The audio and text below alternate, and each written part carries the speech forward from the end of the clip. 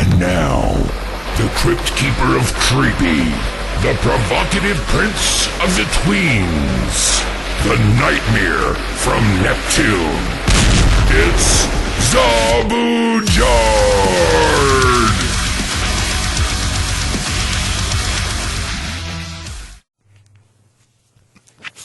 Hey, it's me.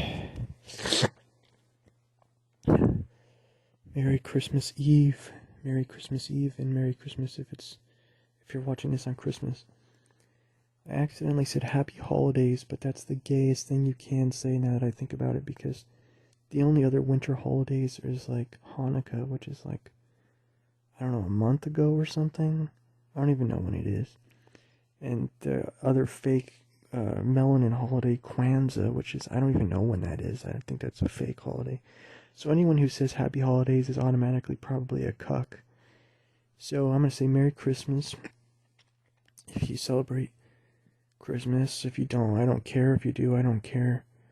Happy winter days, happy month of winter. I just like all the pretty lights and shit. Like, I don't care about anything else, but technically the holiday is Christmas, so I'm going to say Merry Christmas. Yes, it's been paganized and bastardized and all that stuff, but you know, whatever, fine. I don't care. The holidays are fun anyways. I don't care what holiday it is. Point is, holidays are fun.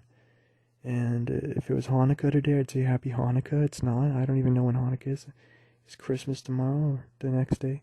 So say Merry Christmas, whatever. Have fun. Have a nice Christmas. I just had a couple things on my mind that I wrote down. I'm not going to get to all of them, I think. I just wanted to go over, you guessed it, another small list to a giant list of complaints that I have. And, well, anyways. In the Jewish book, the Zohar, it says that people are clinging to different parts of the tree of life.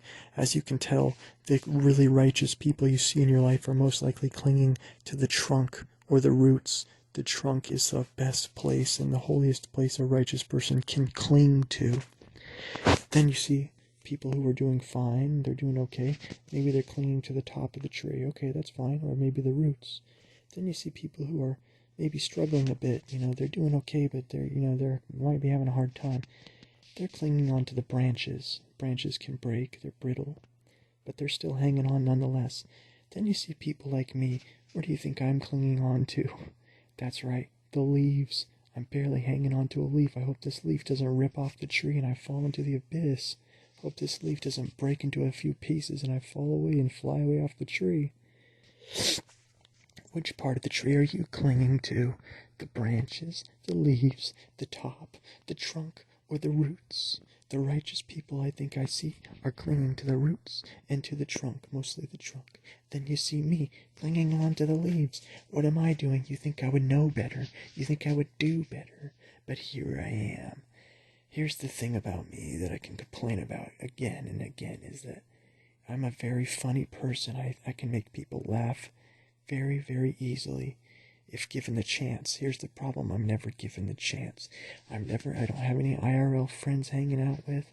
It's just me always in a room by myself, talking to a microphone, talking to people on YouTube who watch my videos. Maybe they think I'm funny, maybe they smile, but it's just me in a room by myself, talking to a microphone. There's nobody else around to laugh with.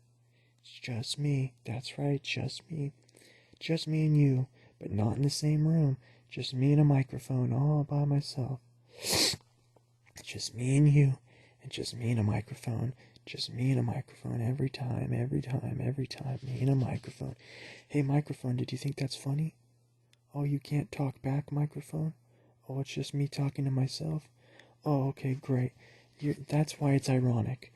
I can make people laugh very easily. I think I'd be a great, hilarious, fun friend, boyfriend, not the greatest boyfriend, but a funny one, assuming women could even get my sense of humor, which, newsflash, they couldn't. Just kidding, women could understand my humor. Yeah, and a cockroach can understand the internet. Yeah, I didn't think so. Yeah, as if my jokes would fly way above their head. They'd say, these jokes are way above my pay grade. But just maybe a chick might be able to understand my sense of humor. A lot of chicks or more seem like they're way more holy than men. Literally, they got more holes, but also in a holy way, I think, maybe. But I have no idea if that's true or not because I have no way to make a assessment. I guess we'll just go 50-50 like usual, but who knows, right? Men and women are quite different, but I think in general, I think women maybe are holier-ish, I'm gonna say, because guys get a little bit horned up by the testosterone or something, I don't know. But anyways, I think I would make a very funny friend and a very funny boyfriend. But, as you can see, it's always just me in the microphone. The microphone is my girlfriend. I talk to the microphone. It goes on YouTube. It goes on the internet. It goes to you guys. It goes to your ears. And I pray. I don't know how often righteous people pray, but I try to pray a lot. Doesn't seem like it's working on me, does it? Doesn't seem like it's having much of an effect on me. Hopefully it's helping other people that I'm praying for. Because, let's just say, I don't know if I'm getting, so I'm praying for people, I'm praying for me, I'm praying for everyone,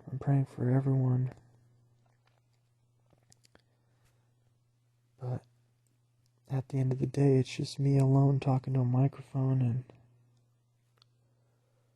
at the end of the day, it's always just me talking into a microphone in a room by myself.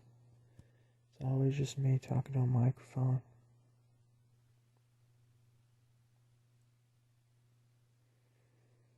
I have other stuff that I wrote down, but I don't want to talk about it yet. I'll talk about it tomorrow or when I upload the podcast. I wrote down some fun stuff. And spoiler alert, I have a very powerful art video coming out when I have the chance. I haven't made a cartoon since I've been out of town for a week, and I've been really itching to make cartoons very badly.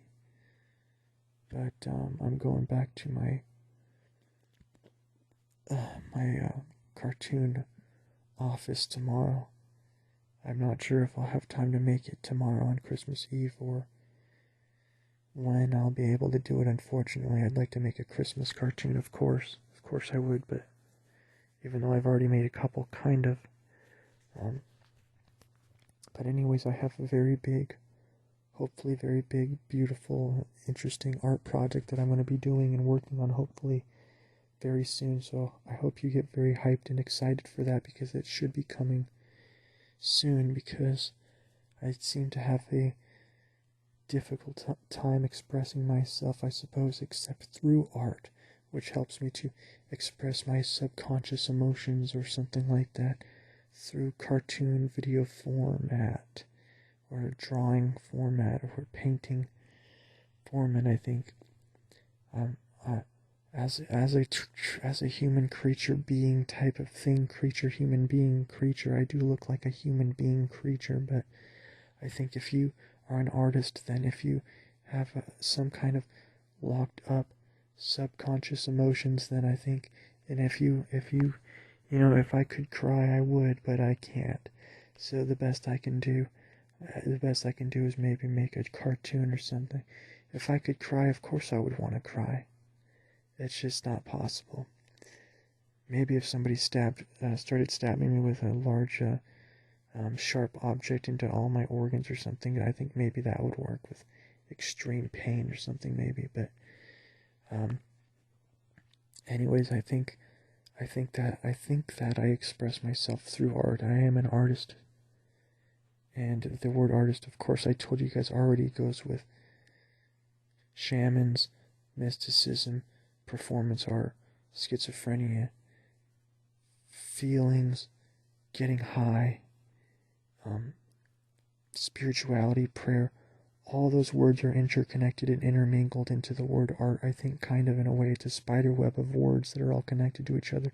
I'm going to draw the spider web of words soon and show you guys what I'm talking about, show you what I mean by but I think it's obvious, very obvious, what I'm already trying to say, what I mean. I think you guys get it, but all I'm trying to say is I have a very beautiful art project coming up, because I have a lot of stuff going on in my life, kind of. I mean, I say that as a NEET with barely anything going on, but even that feels like a lot going on, even though I do like nothing, you know?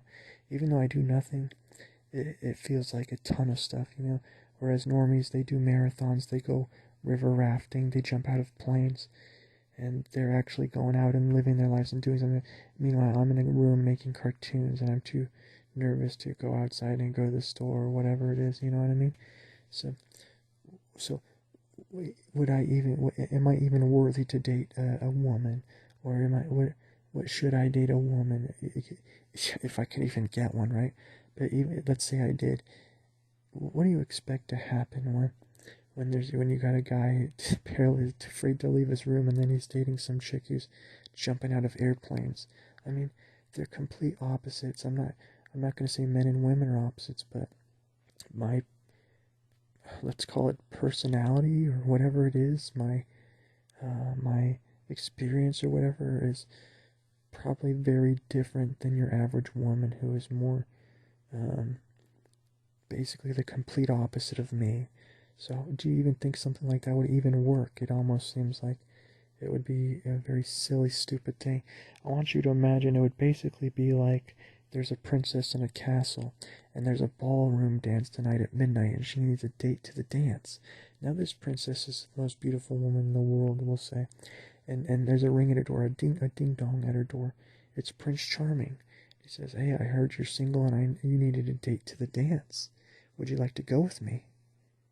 And the princess says, "No, I can't go with you. I'm sorry. I have someone else." And the prince looks very confused. He's, "What the fuck? What are you talking about?"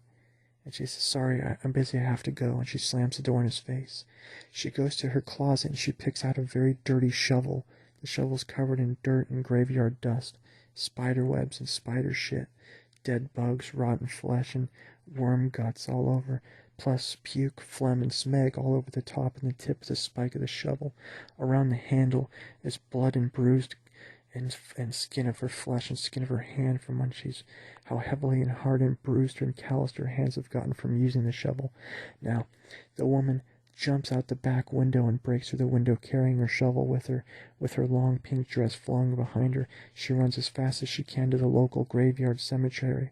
She opens the gate and goes over to the dirtiest grave she can find.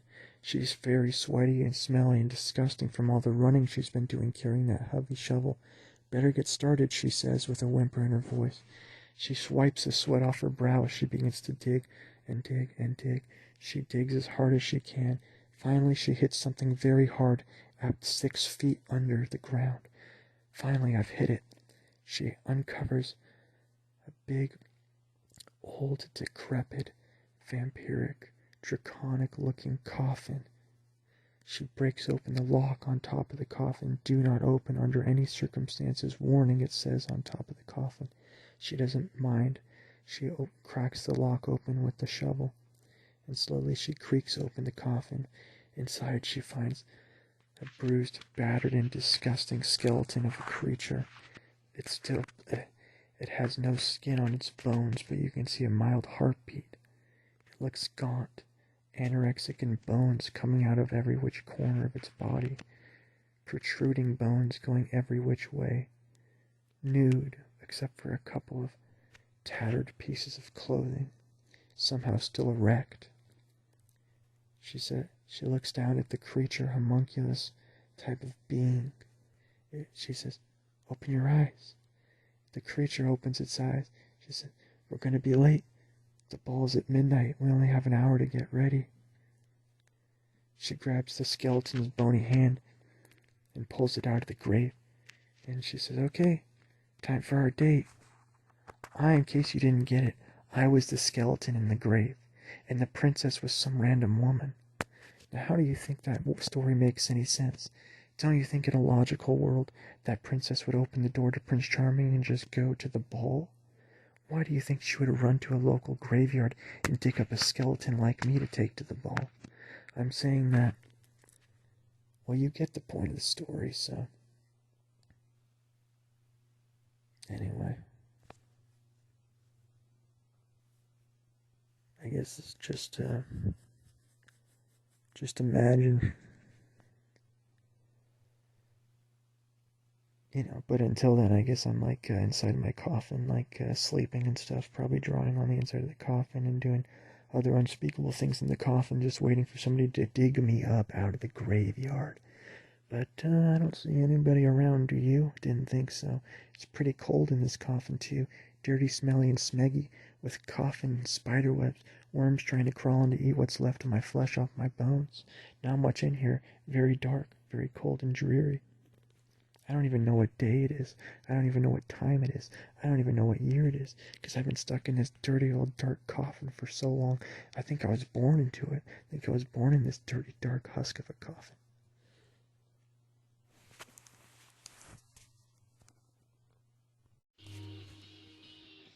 You drive us wild. We'll drive you crazy. Here we go, everybody. You say you want to go for a spin? Well, the party's just about to begin. You drive us wild with your smelly smeg. Here we go, everybody. Come on. Keep on shouting, hear the people crying. Hey, New York. I wanna drink my smeg all night and slurp it every day. I wanna drink my smeg all night and slurp it every day. I wanna slurp. You keep on saying you'll be mine for a while. You're looking fancy and I like your smeggy style. You drive us wild. It drives us crazy. You show us all the smeg that you've got. Baby, look at that piss jug. It's quite a lot. It drives us crazy. The smell drives us wild. Come on, everybody. You keep on crying, hear people whining. Come on. I wanna drink my smeg all night and slurp it every day. I wanna slurp some smeg tonight and slurp it every day. I want some cock and balls all night and slurp and smeg every day. I want my cock and balls tonight and slurp and smeg every day. I wanna slurp some smeg, alright. And everybody's got smeg, smeg, smeggy, smeg, smeg, smeg. Smeg. If you need some smeg, don't look to a stranger. The smeg just comes out, and I'll be there when you drink some smeg. It's not what's intended. It all just slurps out, and I'll be there. I'm sorry, but I just drank all the smeg for my sorry. I know this isn't as much smeg as you planned there to be, but if I had to change the world and make you smeg for me, I promise you, I'd smeg. I'm sorry.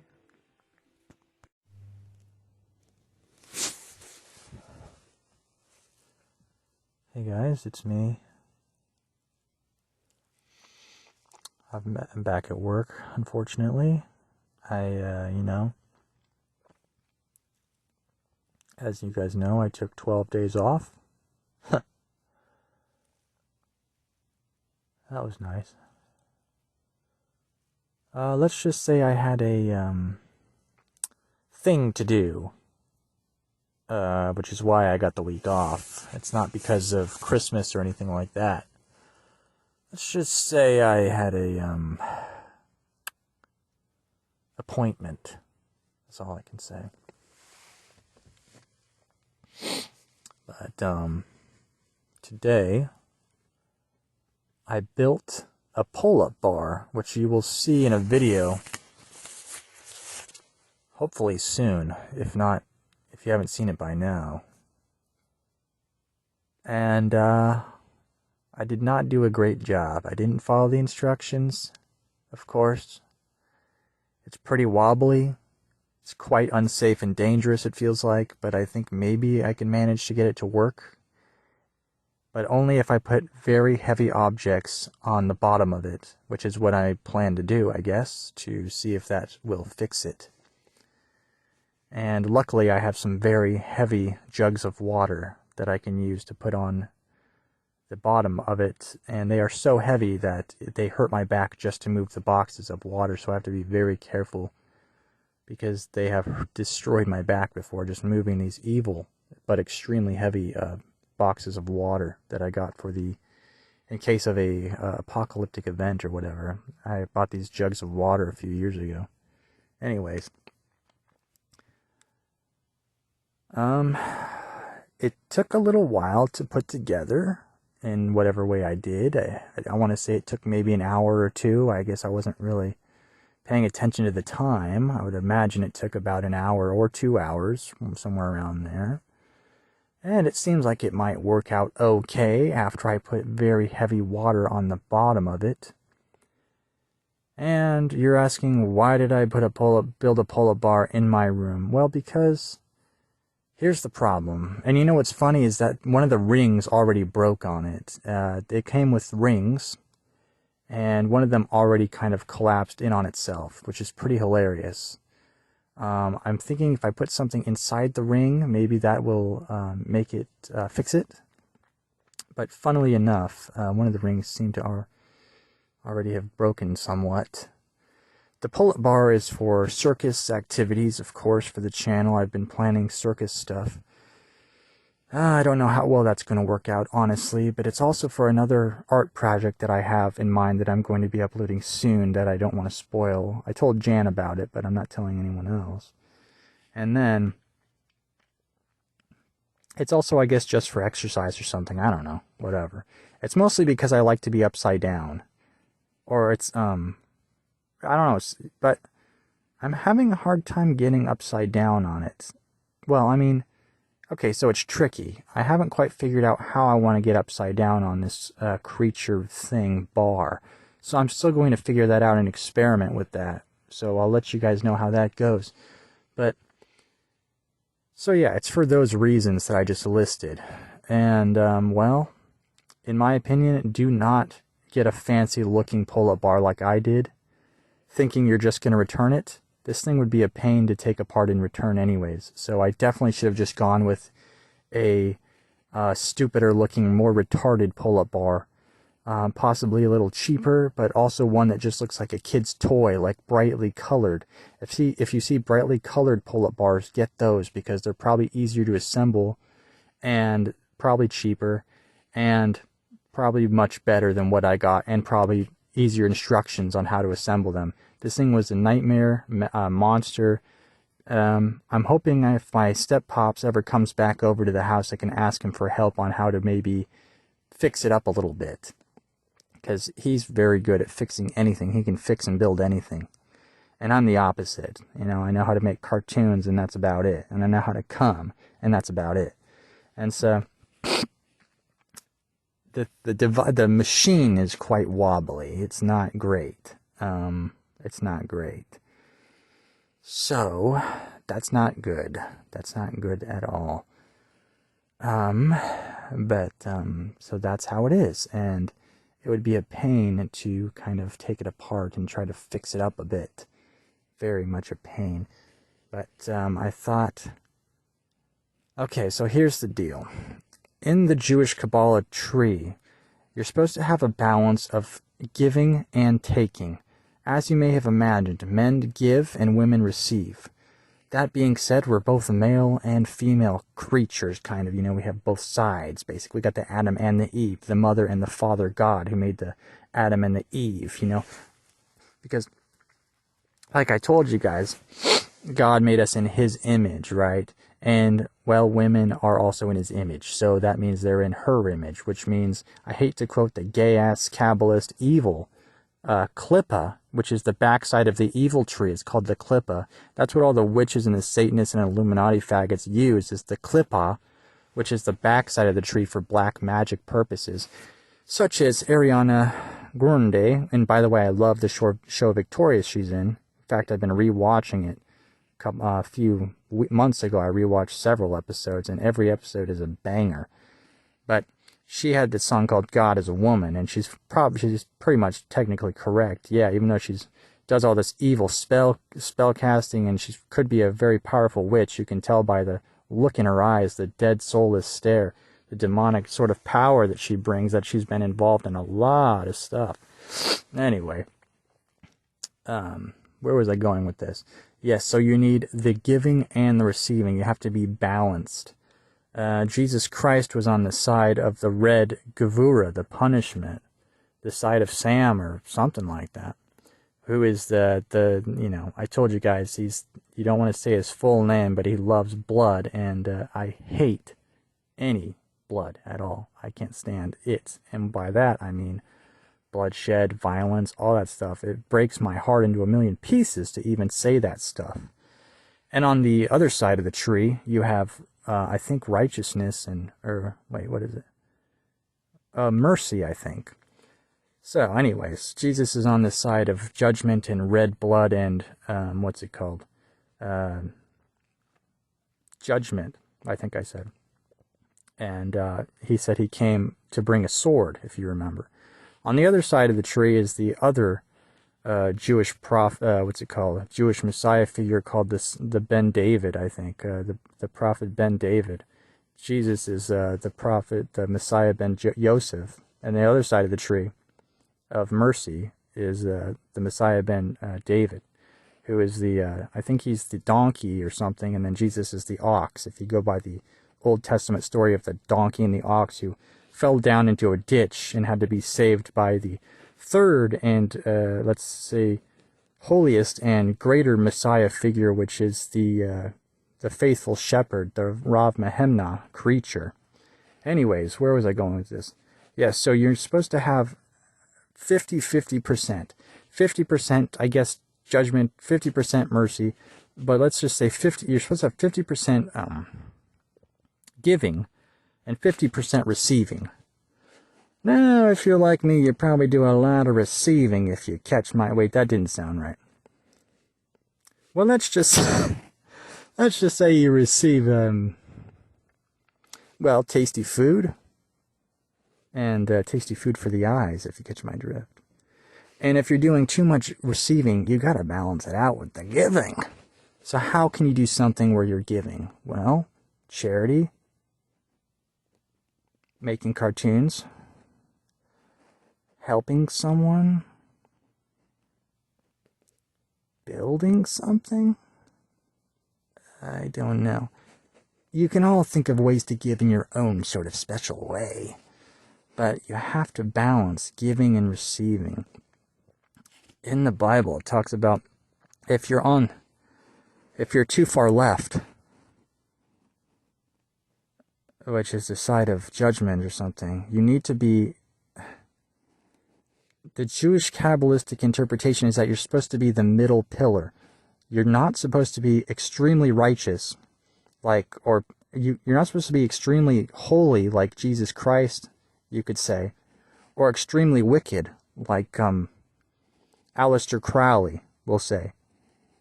You're supposed to be literally in the middle, a balance, the middle pillar of the tree, which I believe is, the Sephiroth of Tiferet and Netzach, I think, just like the dream world where your soul goes every night. Tiferet is in between the two Sephiroth of, I think, Gevura and Hokmah or something, I think. I'm bad with this stuff. I'm still such a noob and I barely even read any of it. But anyways, of course, there's also other verses in the Bible that talk about using your right hand, something, I don't know. The point is you're supposed to be in the middle pillar of the tree. A balance. Not too Jesus-y and not too Hitler-y. Exactly in between. So, anyway, I'm back at work, and of course, I'm still praying all the time that I can leave this place as soon as possible.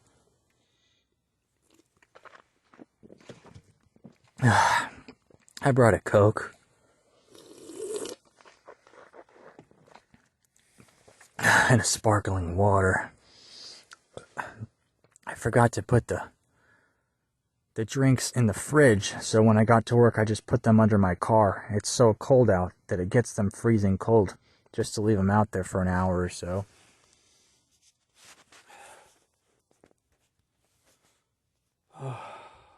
One sec.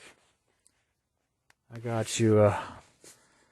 I gotta take my lunch break really quick. I haven't really done much. Yeah, I don't got much to talk about right now. I just so I'm a fucking girl. I got a new cartoon. I'm gonna upload it tomorrow. I hope you guys like it. I hope you guys freaking love it. I hope you really fucking love it. I might have to censor it because it's gonna have sort of a, how do I call it, a homosexual, scene in it. So I might have to censor it on YouTube a bit. It's only shadows. So here's the scene. It's a gay souk scene, but it's shadows. You're not actually seeing them. It's all shadows. I know, everybody thinks, oh, gay's doing it, that's so funny, which I agree, it is kind of funny and gay. And anyways, I already made the cartoon. It might be too raunchy. I'm not actually sure how to rate it. So I might have to not even put it on YouTube, or I might have to just put it on Newgrounds and link to it. If I put it on YouTube, well, I don't know. I'll put it on YouTube. We'll just see what happens, I guess. I hope I don't get another strike. That would be very bad. Actually, I don't know if I should. I don't know. Yeah, we'll just put it on YouTube. I don't fucking know, man. I don't know. We'll see what happens. We'll see what happens, alright? I'll put it on YouTube. We'll see what happens. I'm going to put it as an 18-plus cartoon. Because I guess it does have kind of a spicy scene with the shadows getting it on, gay style. So if you haven't seen it, watch it if I've uploaded it already. Pretty cold out tonight, I reckon. At work, it's cold right now, and I'm halfway done-ish. I got 4.5 hours left. So yeah, I'm about halfway done. And having a barrel of fun at work. And so I just gotta get through the rest of the night, and then I gotta go back tomorrow. Get ready to...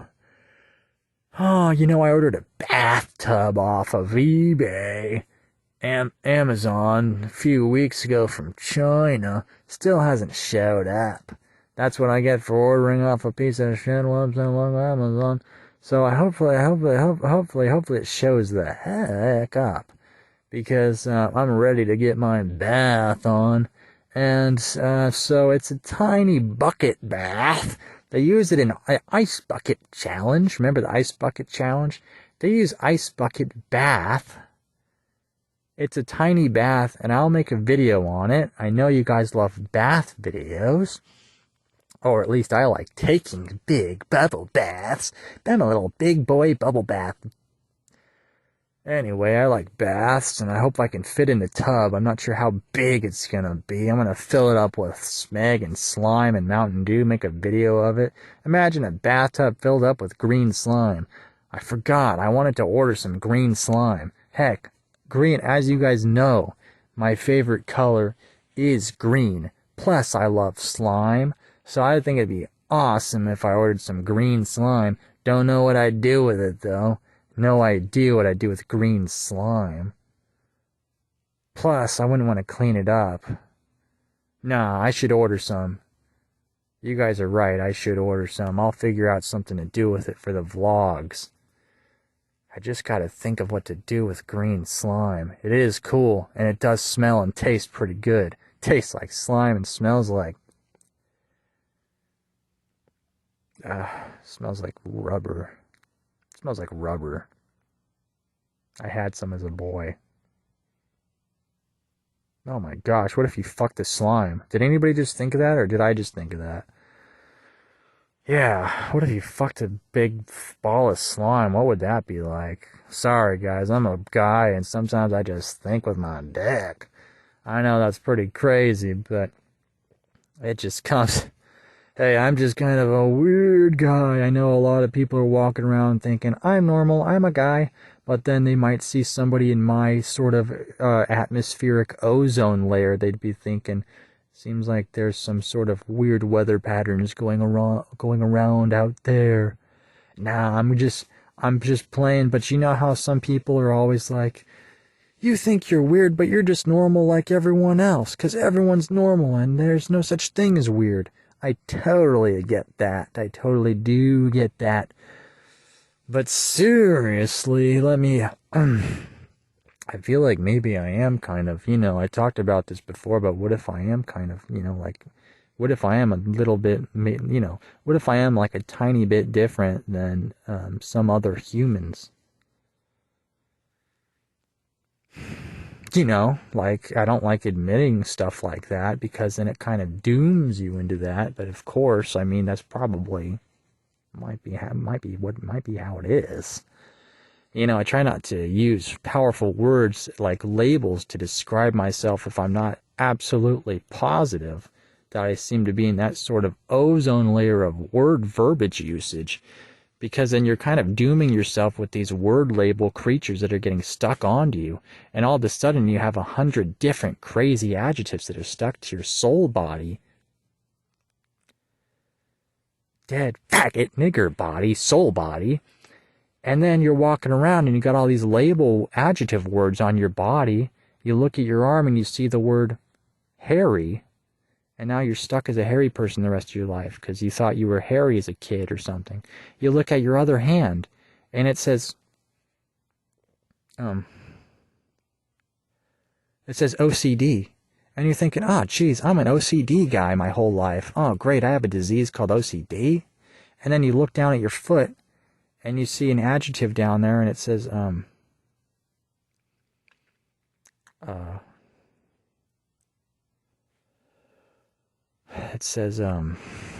don't know, it says aggressive.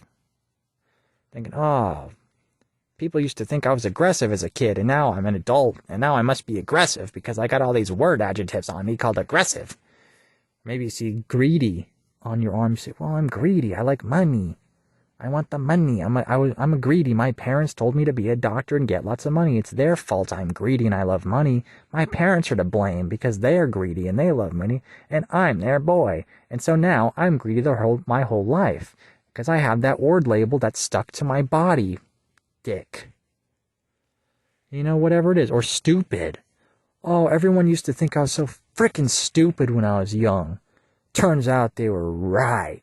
And now I think I'm stupid because everyone used to call me Stupid Pants back in school. Crap like that, man. So like, just freaking crud like that, man. Hey, I actually learned a few magic tricks as well on Christmas. Yeah, this is gonna come to as a shock to you, but I picked up a very cheap beginner's magic kit. I might make a magic video if I'm not lazy. It's hard not to be lazy a lot of the time, sometimes. I'm hoping that'll change after I quit my work job. Because then I'll be able to breathe and say, okay, I don't got anywhere to be now. Now I can focus on making cartoons and videos and stuff, and I don't have to worry about money, and I don't have to worry about jobs because I hate jobs, and I can focus on anything else. What I'm saying is I can't wait to quit my job. I cannot wait to quit. I pray about it a lot. And I also pray for no more bloodshed, and I also pray for mercy, and I also pray that the weapons in the sky are destroyed by the alien creatures that are helping us, and by the good angels, and by God, and that all the weapons in the sky are destroyed that are aimed right at us, that are aimed at us 24/7, shooting gay nigger frequencies at us, all that gay shit, weather gay weapons, gay, all that's gay shit in the sky. Might be other places, might be underground too, might be, you never know where this crap is. But you can see it in the sky. They got the gay nigger satellites, the gay nigger weather weapons, gay nigger frequency weapons, gang. That's all sky shit up there. You can see it with your eyes if you get a microscope and also a telescope. You know, what are you going to tell the telescope? What did the telescope say to the gyroscope? He said, "Looks like you got a little microscopic penis, you little microscope." That's what he said to him. That's what he said to him. So, me, I've been playing a lot of Warcraft Rumble. They put it on PC. It's a card army game. It's very fun-ish to beat the bosses. I'm pretty much only playing single player. I have not touched multiplayer in probably like a year or around that, maybe like 6 or 10 months or 12 months. But the single player is very fun. It's very fun to beat the bosses because I haven't beat all the bosses yet. But I'm getting close. I think I've got like maybe 15 left. And I've been playing the game now for like 1 or 2 years. Maybe 1 year. I'm not sure how long. Maybe one-ish years. Ever since it came out. And I have not beat the bosses yet. But I've got about... So after I beat all the bosses, I might get bored of the game. Because then I'll have to start playing multiplayer, which kind of might probably sucks ass. But the single player is fun as hell.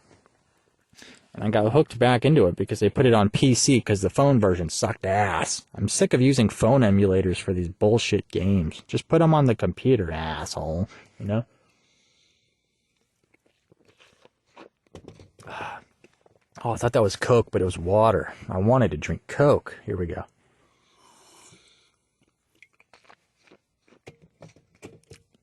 Oh, that's the stuff right there, man. I don't know if I told you guys this, but I probably did, but I got high the other day on music. That's right. You can get high if you just have a good song or psytrance, and you need headphones. And you probably need to be on a walk, but that's not even true. But for me, it usually happens if I'm on a walk. There are times it can happen, I think, if you're in your bed and you're dancing and wiggling around, but you need headphones in, which means it's just easier to be on a walk. If you have your headphones in on a bed, it can still work on a bed. But to get high, you just got to focus on getting high, and you have to have the headphones pretty deep in your ear canal. The music has to be loud enough. Not super loud, but close to it. Close to it. And you need a good song. It can be a metal song, a rock song. Or, for me, it's only worked with some rock and metal songs and psytrance. Maybe some sad anime songs too. I'm not sure though. But it's definitely worked for me. Using rock, metal, and psychedelic trance. Those are the 3 big ones where it works for me.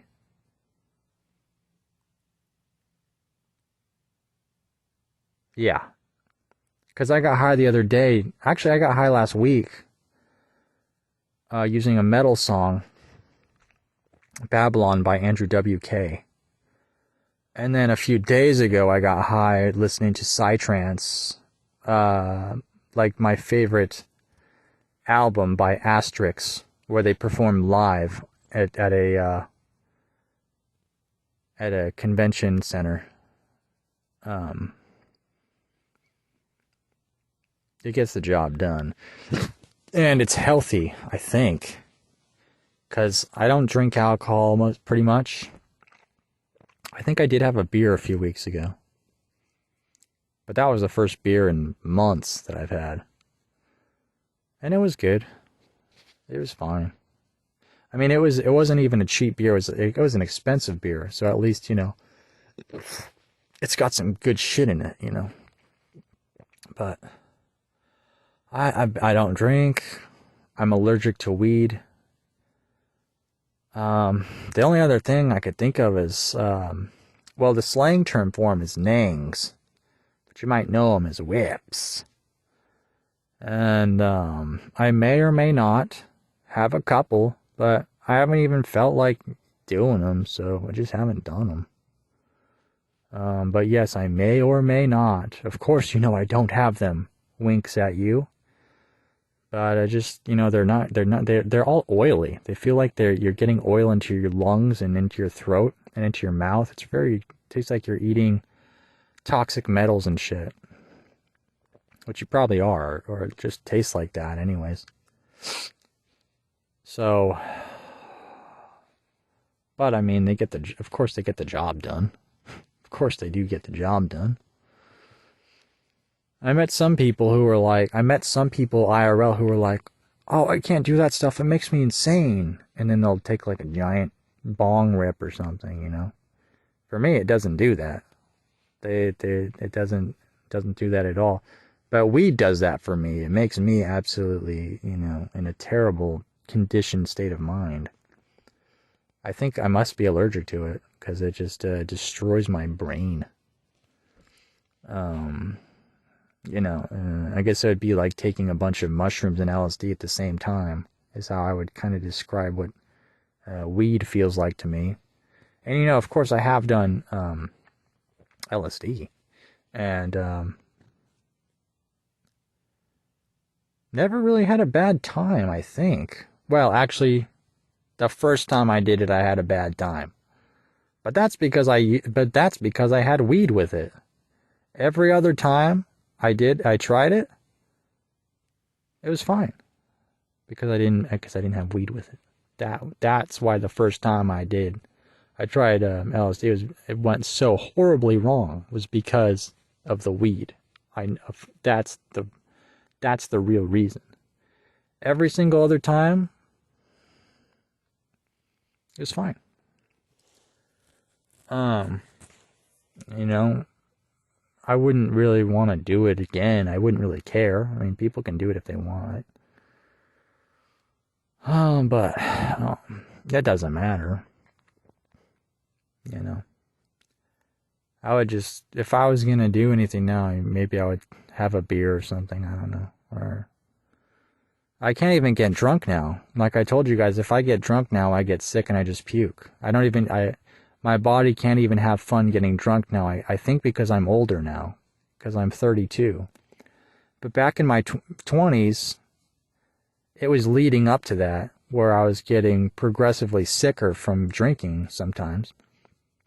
Whereas when I was a teenager, I would have tons of fun.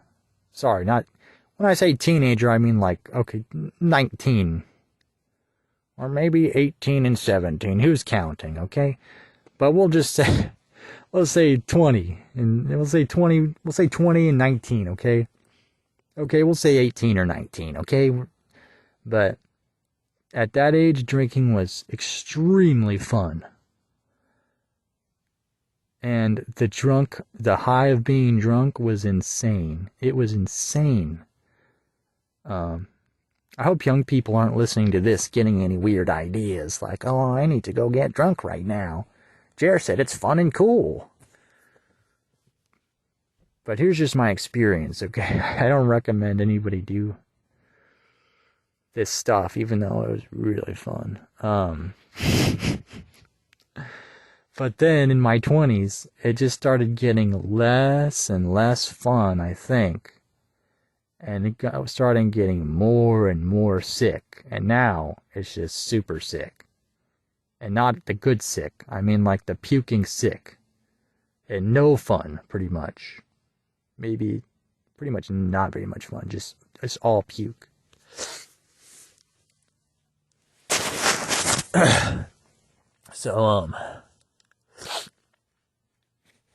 So yeah, now it's like, if I was at a party or something, I'd probably get trashed. But any other day of the week, nah. Like, especially if I'm by myself, no, I'm not gonna drink. Hell no. The only way it would be fun is if you're drinking with a bunch of other people and they're all drunk and everybody's just acting retarded and having a fun time. Because here's Jer's number one tip for being alive. Just go out and have as much fun as possible. Or I phrased it better the other day in my head. Life's about having fun. Or here I'm trying to phrase it right. Just go. Life's Jer's tip. Have lots and lots of fun. Or don't. I don't care. It doesn't matter. Do whatever you want. It doesn't matter. It doesn't matter what I say. That's not even a real tip. That's more like a gay little trip. Or a fucking nigger flip. You know, so anyway, that was my experience with all that shit. And then now, as a 32-year-old boy, it's like, you know, drugs are just kind of gay. It's sad because I've met a drug addict who I think probably died, who was a Newgrounds user, and he was blacklisted from Newgrounds. And he was a very nice boy deep down, but he was very troubled, and he got into a lot of fights physically, and he went to prison and stuff like that for fighting, and probably other stuff, I don't know, but at least for fighting. And he messaged me, and he was a nice boy, and he was in his 40s, and he was homeless, and I told him, wait till I get on Bucks so I can send you some cash, you poor soul. And you know, I'm still haven't got Bucks money, so this guy would have been waiting anyways. I think this guy OD'd and died maybe because I haven't heard from him in probably a year or something. And he was saying like, oh, I'm gonna go to the hotel, I'm gonna do this, you're not gonna hear from me anymore because I'm gonna be a ghost, because I'm becoming a ghost tomorrow, you know, if I say the words on here. Anyways, the video will get, you know. And this was a Newgrounds user. He loved Newgrounds. Even I don't care that much about Newgrounds. I don't really look at anything on Newgrounds except for my own stuff. As selfish as that sounds, I really can't be bothered to look at anyone's other art most of the time or anything on Newgrounds. I could care less. I just post my stuff on there and read people's nice comments on there. I like to read their comments. I like to see people liking my cartoons on there, as gay as that sounds. On YouTube, I only follow a couple of channels, and pretty much they're all conspiracy channels because I'm interested in that. A few Jewish channels. What else? Oh man, just random shit like that. Just random crud like that. But like I said earlier, you can't be selfish, man. You have to be 50% giving and 50% receiving. So if you're receiving comments or whatever, you got to go out there and make some comments and tell people, hey, good job drawing his cock, or whatever you got to tell them to give back a little bit to the community. Because, like I said, you got to be balanced.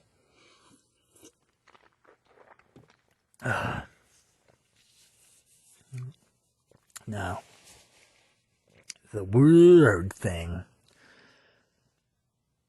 There's a lot of weird stuff about this realm, but,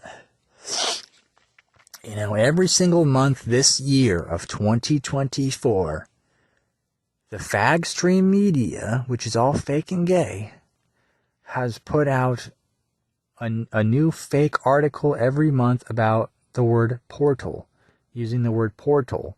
And if you've noticed, every fag movie this year that came out was about portals. Beetlejuice 2, there's a portal that takes you to the afterlife where you can suck cum out of Beetlejuice's cockhole.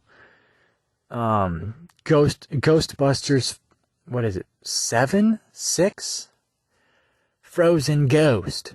A portal opens up where a frozen faggoty ghost comes out and turns the city into a fucking frost bowl. You know,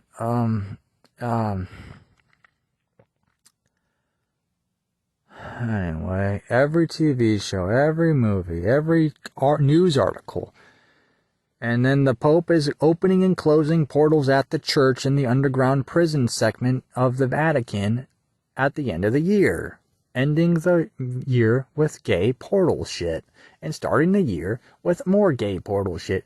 So why are they forcing the word portal into mainstream consciousness starting in 2024?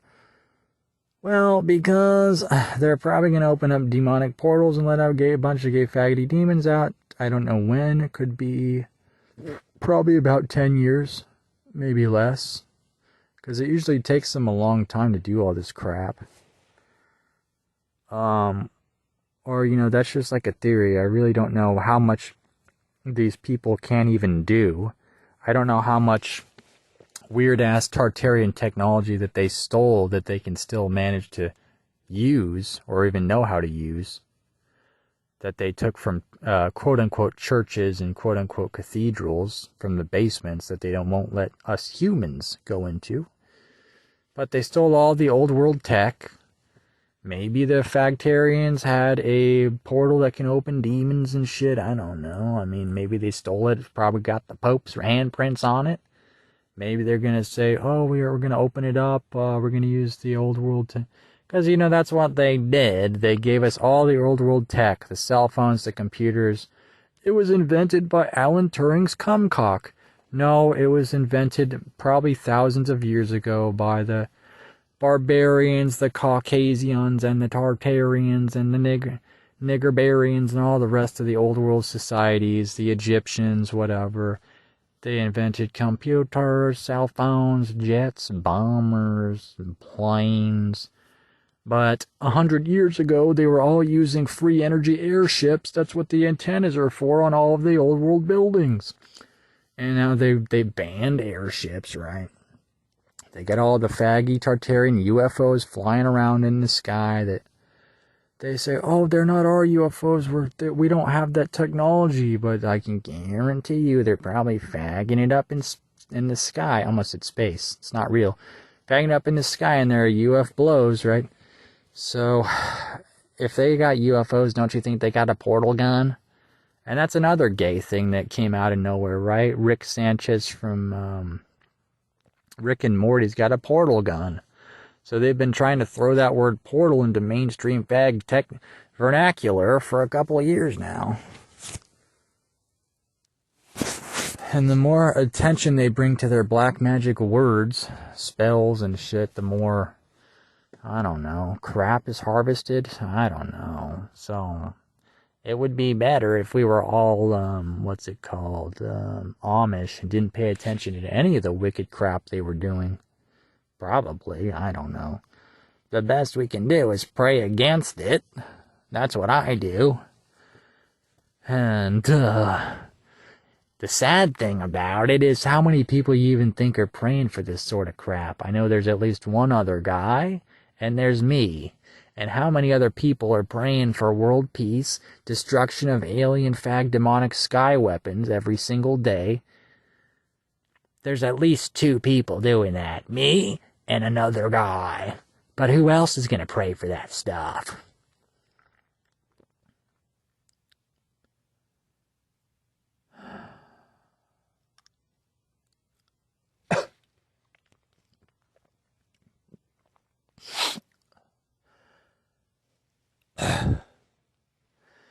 I wonder who ratted me out at work. Hold on.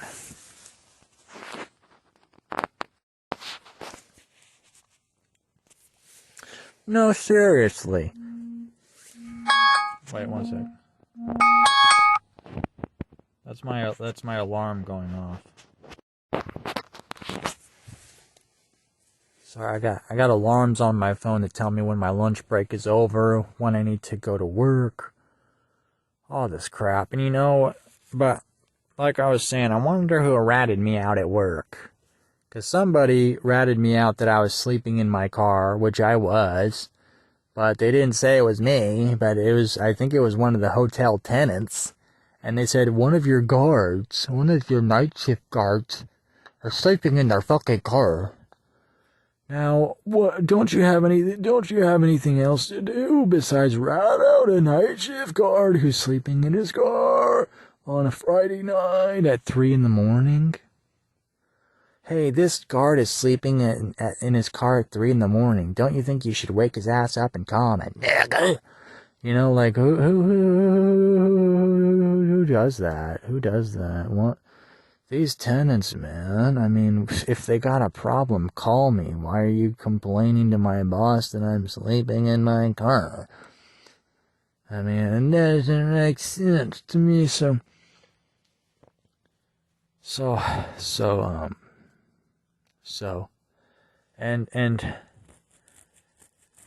I wanted to talk about that, and then the other thing I want to talk about is my food stamps card, man. So my phone, some of you guys got cruddy phones. Excuse my French. And I needed to get a call from the food stamps people today, so I had my phone on, and I was watching it all day. And it didn't ring. I didn't get a call from them. They were supposed to call. And I get to work, and my phone says, 2 missed calls from 8 hours ago. And this sneaky little phone, because it didn't ring when they called, it didn't tell me when they called, but 8 hours later in the day, it decides to tell me that they called. So this phone, it doesn't do its job very well. That's all I'm legally allowed to say about this piece of junk. Piece of junk. And which means I gotta call them again tomorrow, and I already called them several times. It's very annoying. And if I don't reach them tomorrow, they're going to shut down my food card, because they only gave me till the end of the month to get a hold of them, when I'm not good with phone stuff, because, well, sometimes I don't get the calls, it doesn't come through. And when I called them the other day, and they said, oh, he's busy, he can't interview you, because it's already 3:30 p.m., and we get tired around 4 p.m. and the interview takes, how long can this interview take? Just ask me in a couple minutes. Just say, are you poor? Yeah. Are you this? Yeah. Are you still Jer? No, duh. Are you still poor? Yeah. Do you still need food stamps? No, duh. Okay, here's another year of food stamps. Thanks for answering our dumb interview. You're welcome. Merry Christmas. Hang up the phone. That took me 15 seconds. You don't have to give me an hour-long interview. I don't care.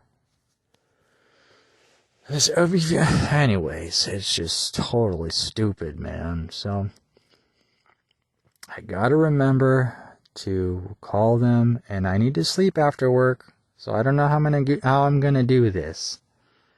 Because I need to sleep after work. I get home at very early in the morning after the night shift. Nurse. Night shift nurse. Isn't that a hentai or something? What's night shift nurse? That might actually be an anime. What is that from? Is that just like a thing? Is that a phrase? Night shift nurse? That's something. I don't know what that is, but that's something. And,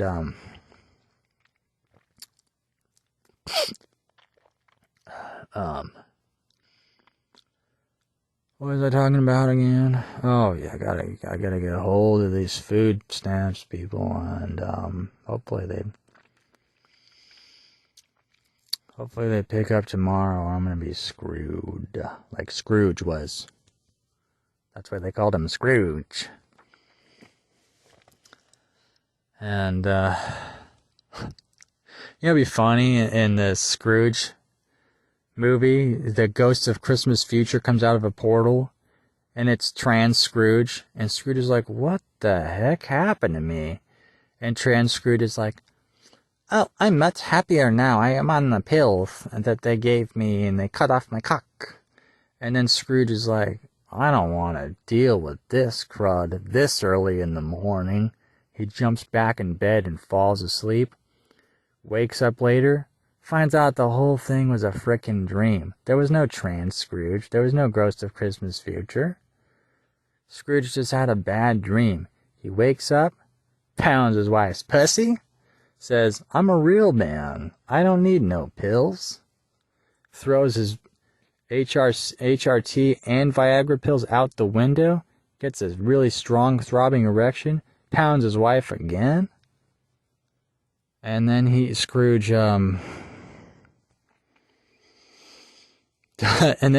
does 100 push-ups, and then he gets really strong and kills and defeats King Bowser, and now Scrooge is the king of the Mushroom Kingdom. What the hell? I don't see why not. I would do it if I was Scrooge. That's what I would do. And make that what the hell? Make that into the Mario the movie too. Make that the sequel, Scrooge Strikes Back. Sucks off Bowser's back shot back. And they make that into the Mario movie 2, Scrooge.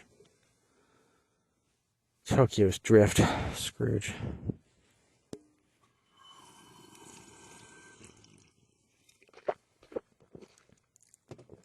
And look, you don't gotta get high,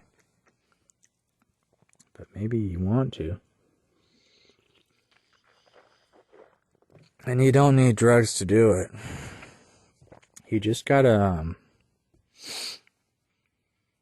vibe into it. You have to astrally move your consciousness from a straight line, and you gotta make it wavy, and you gotta move it into the freaking vibe, wavy line.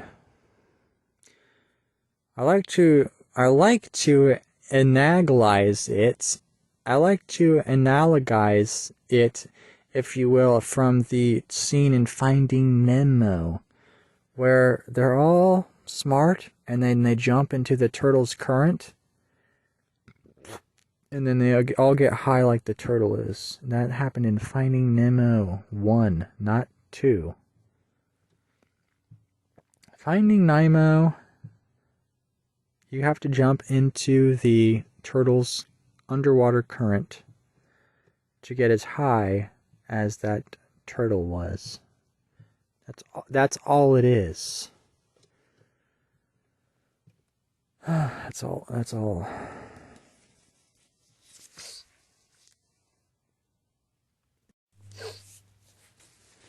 And all I can say right now is that I really want to lay down and take a nap and go to sleep in the car, but the hotel guests, whoever it was, will rat me out again and complain again, say, your guard's sleeping on the job.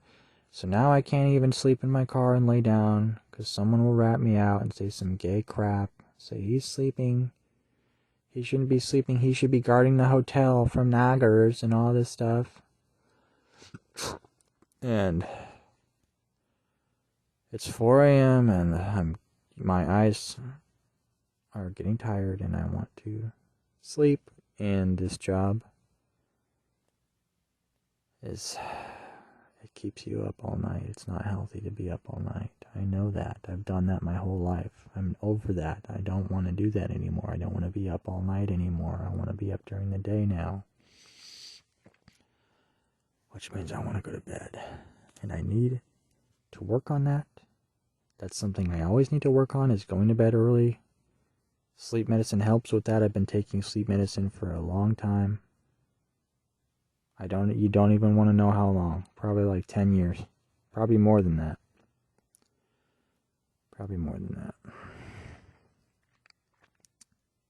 And that's probably not good, because sleep medicine, I don't know how healthy that is for a boy.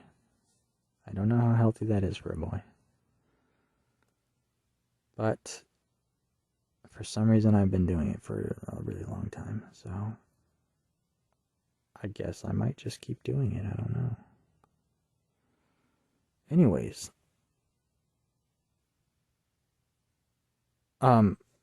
I got a cartoon coming out, hopefully tomorrow. You guys will see it before I upload this podcast, probably. I was going to finish it today, but I couldn't finish it today, but I did. I got a lot of it done today. I got most of it done today. So I hope you guys will like the cartoon, and I'll try to make more cartoons and stuff as much as I can until I'm dead. And my eyes itching.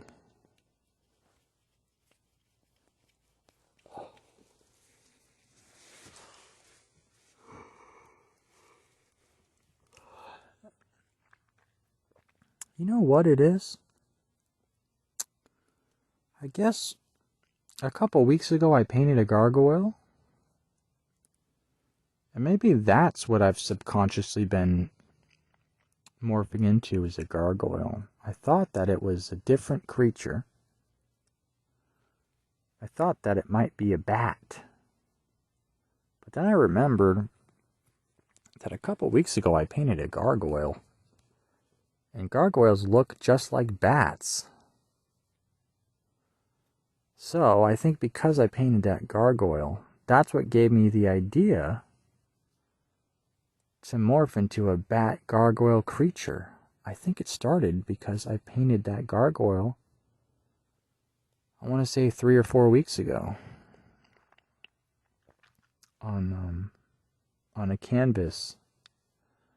And I used mostly red paint, but I also used black and gray paint, and I think I might have used a little bit of blue, but maybe not, I can't remember. And a few people say they want a painting by me. I sell them. Just message me. And I can probably ship it to your house or whatever for a price. And just tell me what you want me to paint, and maybe I can paint stuff for you. I think I have some canvases lying around. And, so my room's a complete wreck and a total mess. It's a total mess in my room. It looks like a tornado just ran through the entire room. Which means I really need to I can't stand it. I can't stand how messy it is. Having a job makes it worse, maybe. I was building the circus equipment today in my room, and because my room is so messy, it just made it 100 times worse. And there's no room in my room because it's so small and the circus equipment is so big. And it was just really stressful and gay, fag, nigger, retarded. But I built something. But my room I just really need to somehow clean it maybe. But I just can't because I have so much Chinese shit I keep buying. And it's just so messy in my room and I have so much stuff. And I just need to really clean it, but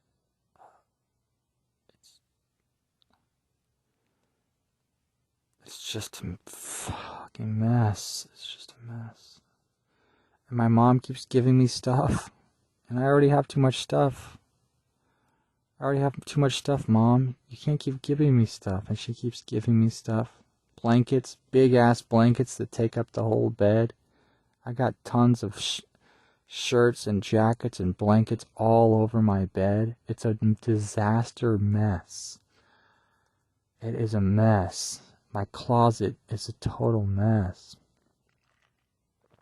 It's just a mess. And I have carpet. And the carpet is all these different colors. It's too messy. There's too many colors on the carpet. I can't see anything. I wish the carpet was just one solid color. For the love of God, I wish the carpet was just one solid color. But it's a big, beautiful, stupid, abstract, psychedelic pattern everywhere. And there's billions of colors. You can't, it's like a soup. It's like a psychedelic vomit all over the carpet. I just want a solid, clean color that doesn't look like a mess. But my carpet looks like a mess because it was created to look like that. I just want solid, boring colors that look clean and not messy. My room's already messy enough. I can't handle a carpet with a billion colors on it. It only makes the room even messier than it already is, and it's already a fucking mess. And now the carpet. Can you paint a carpet? Can you paint a carpet? By the way, this is like a really expensive carpet. My mom would kill me if I painted this carpet, but it's too many colors. I can't stand it. I can't stand it. I just want a single colored carpet.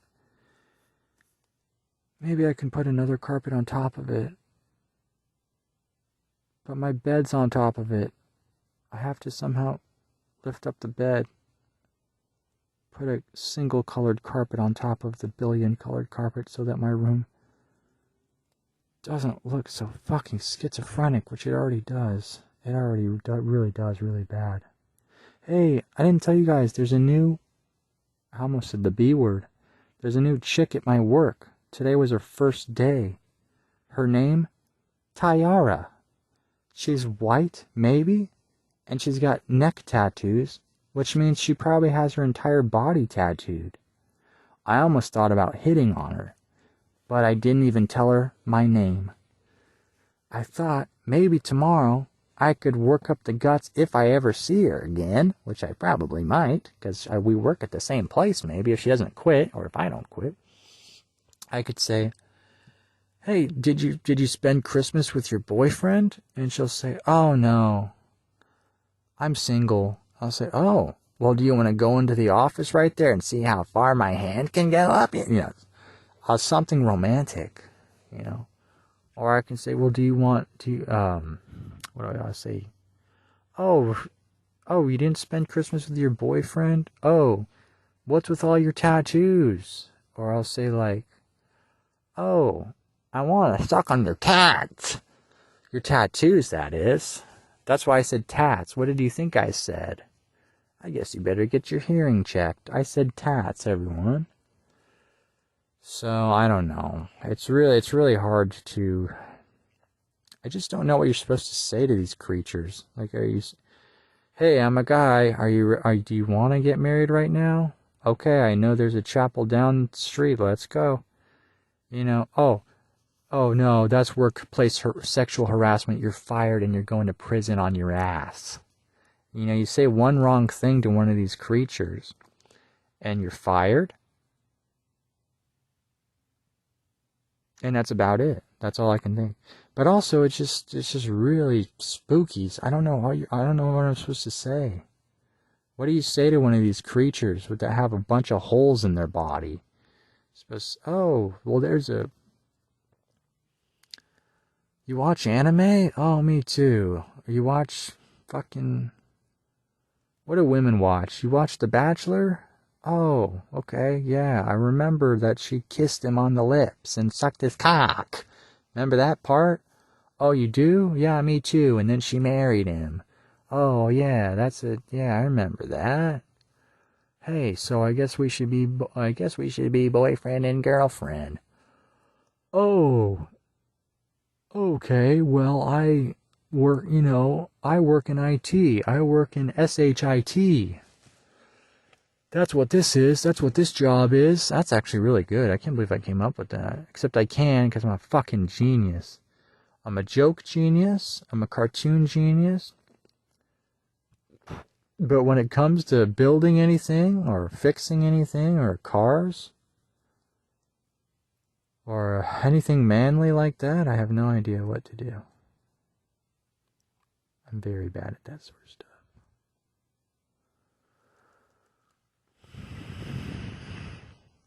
I grew up with a single mom. It happens. These things happen.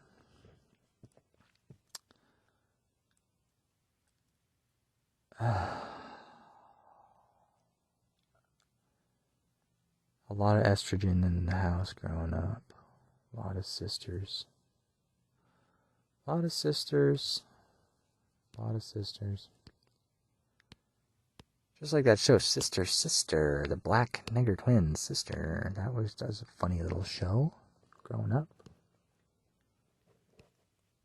Oh, man.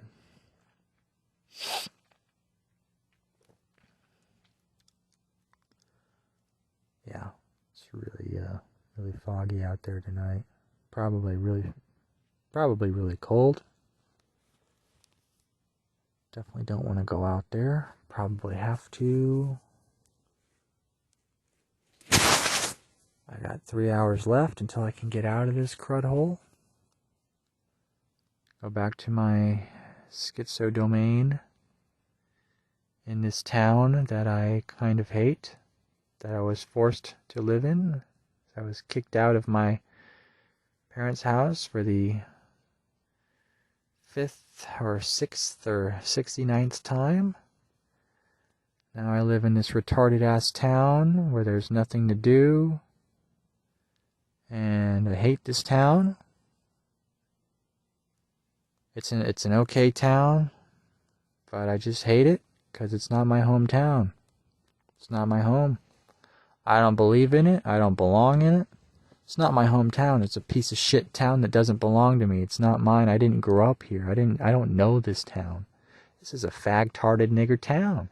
I don't care for this town at all. I hate this town. I hate this fucking town. I hate this town.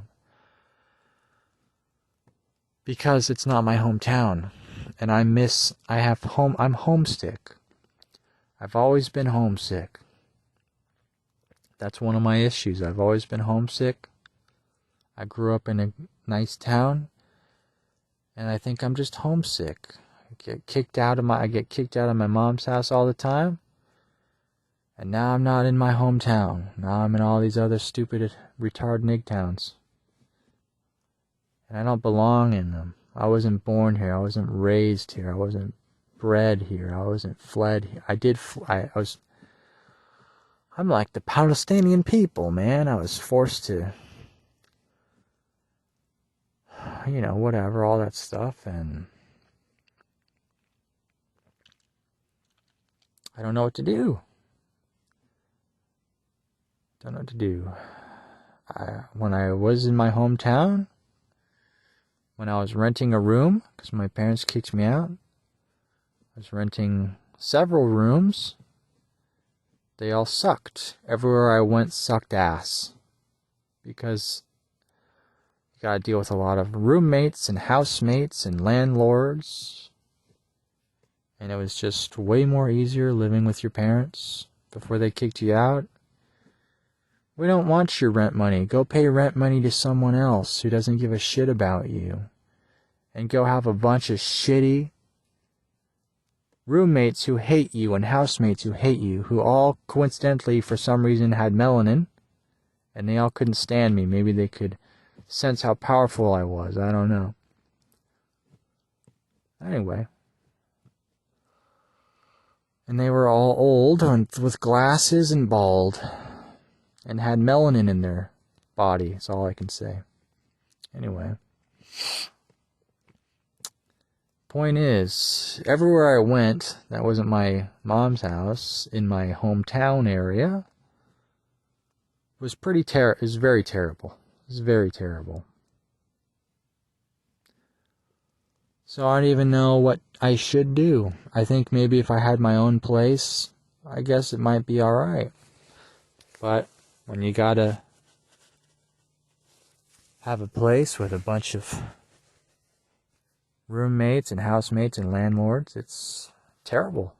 It's terrible. I thought it was terrible in my opinion. Other people might think it isn't, but I thought it was terrible. Really stupid and terrible. Really. There, of course, you meet a lot of beautiful people in rehabs and stuff like that. But it's still also has, it's not great. Not great. And other places I lived where it wasn't rehabs. It was also terrible. Just dealing with the housemates and stuff like that. The landlords. The lack of privacy in the kitchen. Stuff like that. So, all that was gay fag-tarded. So at least at this place I have privacy and stuff, but the town, I don't like it. I miss my hometown, but I also miss my parents' house because I had privacy and it was chill, and I was in the town. When I lived in other houses in that town, it was terrible.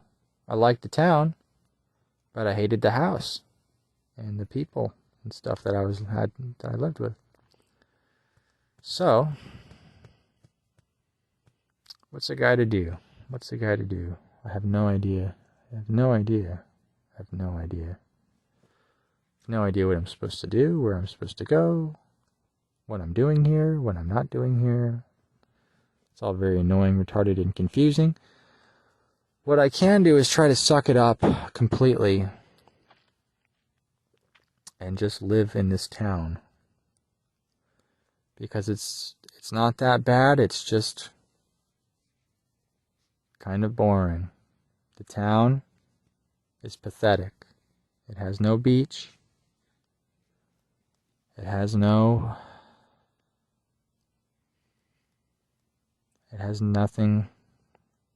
It's got nothing. It's got nothing. Why do you think I've bought so much random bull crap that I've put in my room? I've tried to make my room as fun as I possibly can. Because I can't go back to my parents' house right now.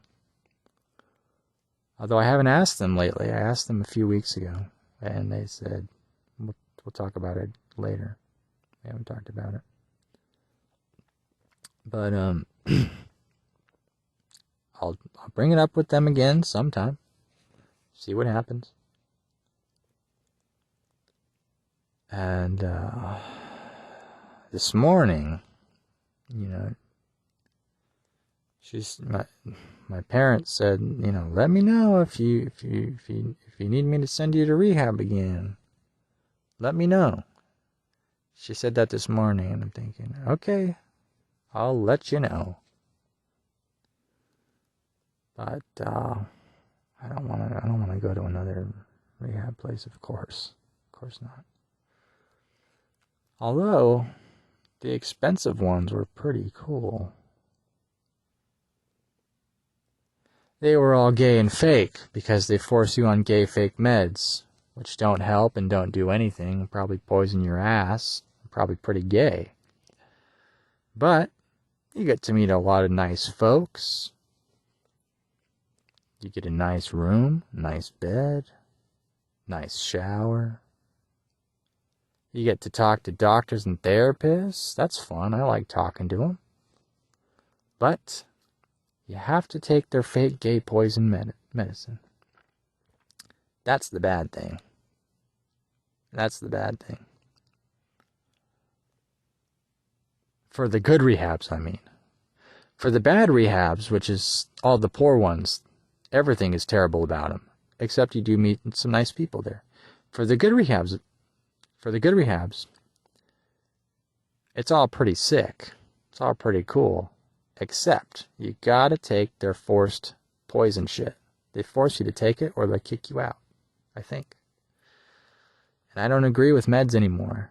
I don't think I ever agreed with them. In fact, I think they're all probably gay and evil. Really fucking gay and evil.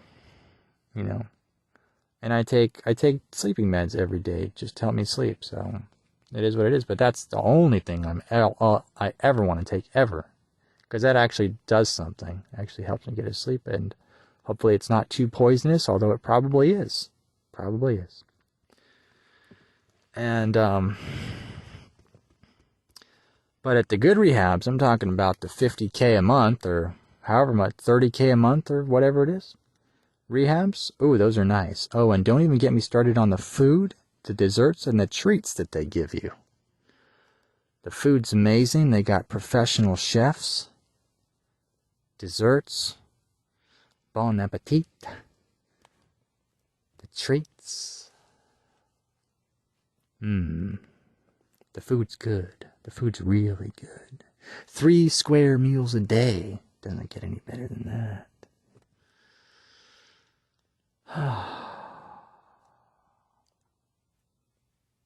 Here's the trick.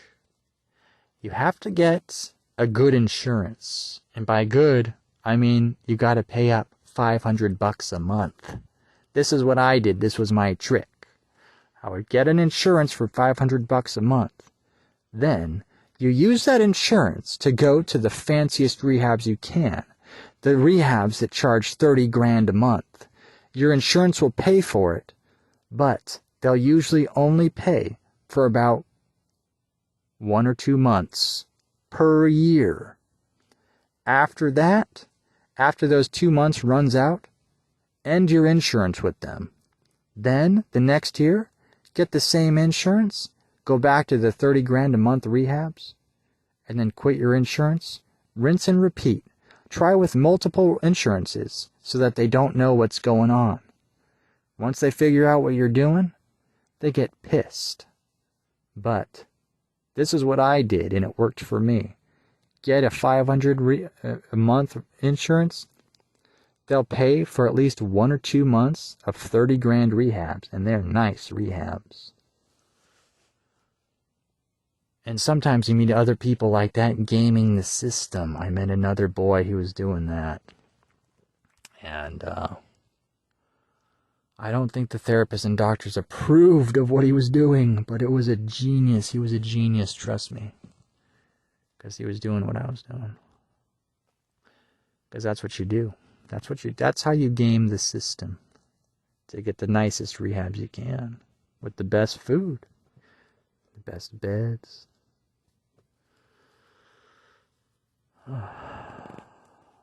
Anyway, that's the trick.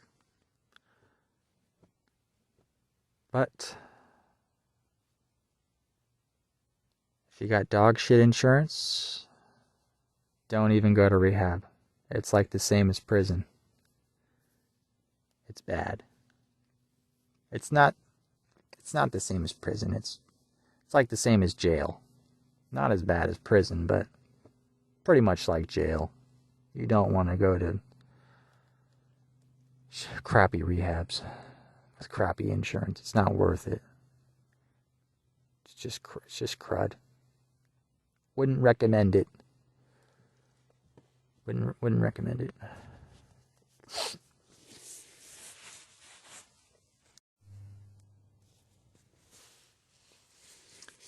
No, seriously, guys. There's a new female coworker at my work.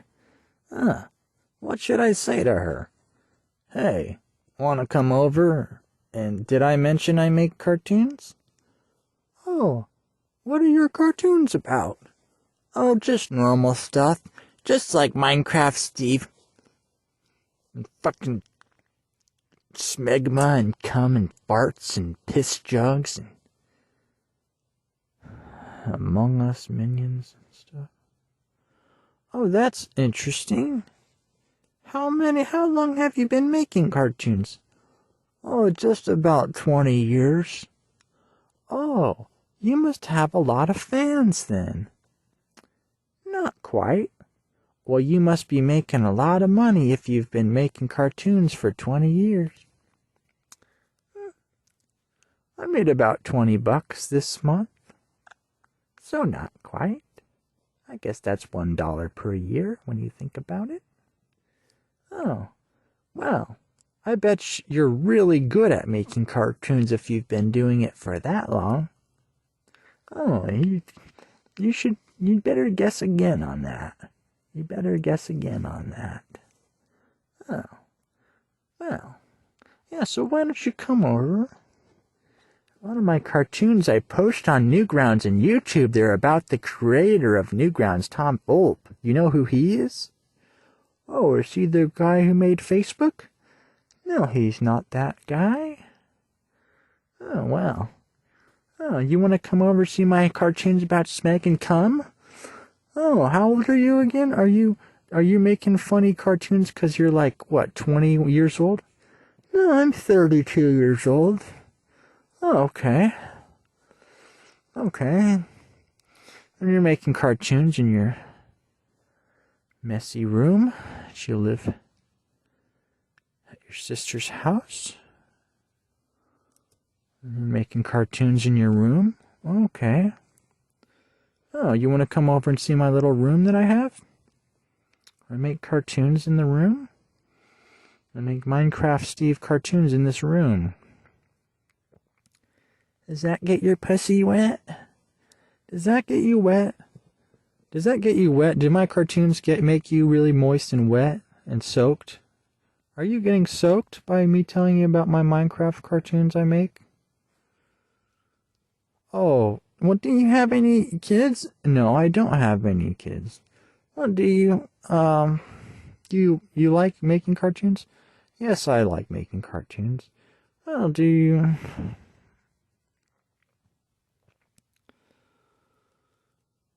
What? Oh, well, when's the last time you went on a date? I'll pass on that. Well, when's the last time you had a girlfriend? I'm gonna pass on that question. Oh, when's the last time you went to a party? I'm gonna pass on that question. Oh, when's the last time you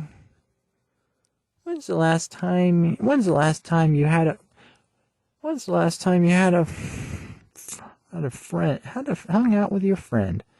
I'm gonna pass on that question. Have you ever had anyone come into your room before? Nope. You're the first person who's ever been in this room. So really soak it in and enjoy every single part of this room. 'Cause you're the first person who's ever been in this room besides me. Hope you like the room. Thanks for coming over and seeing my cartoon room. Thanks a lot. Thanks for coming over and seeing the room. Why are you locking the door? Don't ask. Locks the door. Stupid.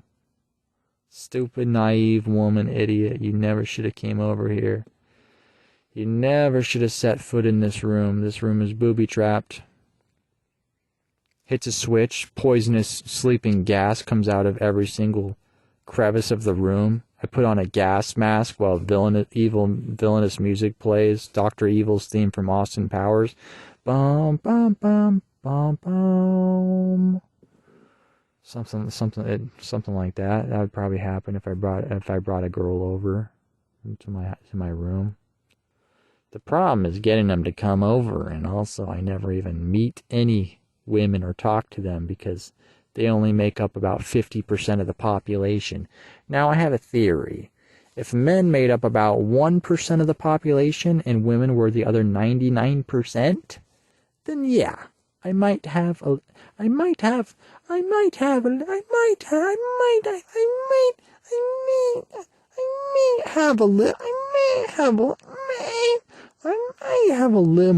bit more, bigger chance here of I'm gonna say raking one in. I might have a yeah, I can go up that high. I might have a better chance of raking in a female partner if the world was 1% man, 99% woman. Then I have more of a little bit, you know. So I don't know. I don't know I don't even know. I don't even know what you're supposed to say to these creatures. What am I supposed to say? I say, oh well, I hate this town and I make cartoons. I don't want to be here. Would you like what are you supposed to say? Would you like to go? What the hell do you even do with a woman? You say, what would you like to what are you supposed to say to them? Do you want to come over and watch Netflix? That's it.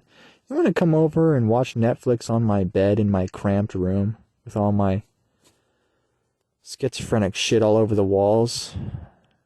And by the way, my room is a huge mess. And don't look under the bed, because just trust me, you do not want to look under there. A lot of piss jugs under there. You do not want to deal with that.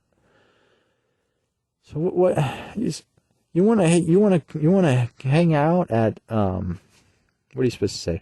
Do you want to hang out at where are you even supposed to hang out at?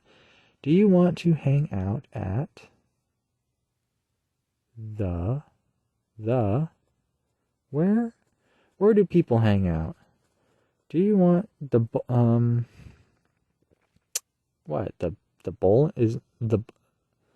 bowling alley? Is that where do you want to hang out at the bowling alley and get a strike with me? I got to think of what to say. How do you want to come? You want to come over and watch? You think that would work? That might. I don't know. That's already kind of sexual. Do you want to come over and watch Netflix on my bed? It's already assumed, like, on your bed. I mean, I don't know. That's already kind of too romantic for a first time hangout. That sounds like a little bit too. Okay, you know what? Let's see. What should I say? Do you want to? You know what? I should probably just ask for her number. What I'm gonna say, maybe if I get the guts, I'm gonna say, oh, did you hang out with your boyfriend on Christmas? If she says no, assuming this hypothetical situation actually happens, then maybe I'll say, oh well. Do you want to exchange phone numbers? And don't worry, getting the phone number is kind of easy. But then this is the evil part that women do. And then you'll say, oh, okay. And then you'll text them, hey, what's up? You will never get a reply text from that woman ever again. Not even once. Trust me, it's happened to me a trillion times. Not a trillion, but enough to know. Even if you get their number, they will never text you. It's all a ruse. It's all a fraud. I'll give them my number, blocks them immediately. It's happened to me. Trust me. It's happened to me. They all do it. They always will do it. They always love to do it. And they always seem to do it. Assuming they text back. This is where it gets really tricky. You say one wrong thing, you're done. You're done. You're done. So, there's a lot of steps that has to go into all this. If this is going to work. A lot of steps that has to go into this.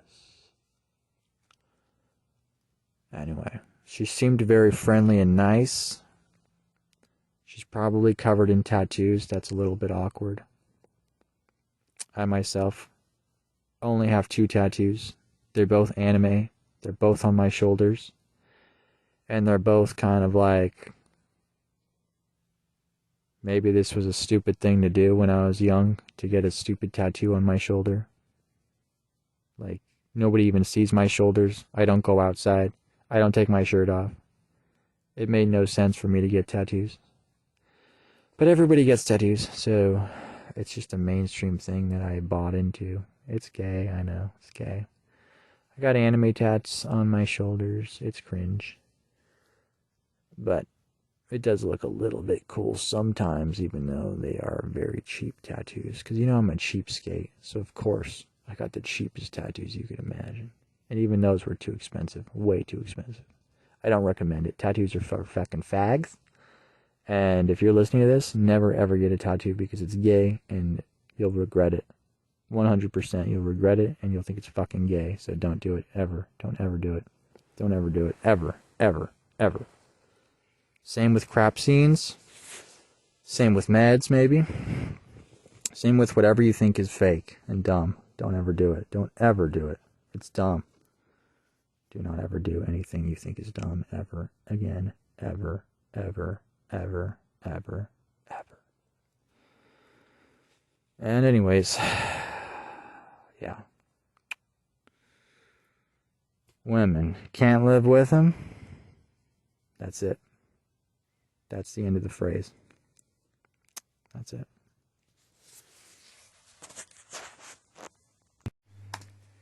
Come on. The guests are going to be here any minute. Daddy, can we have Christmas presents this year? I couldn't afford Christmas presents this year because King Blinky stole them. But I got a great idea that's going to be even better than Pico's school. It's called Drunk Astronauts in Space. It's about these astronauts who get drunk in space. Oh, that must be the guest. Come in. Dinkard, Blinkard, Smegson, How the Fourth, Armagos Frog, and Ching Ding Dong. Glad you guys can make it. Let's gather on the couch.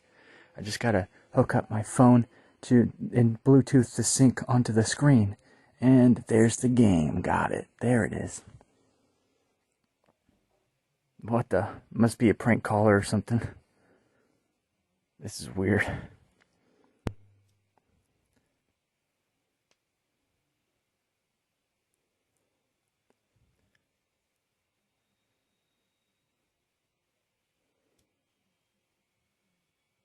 Oh crap, he's here.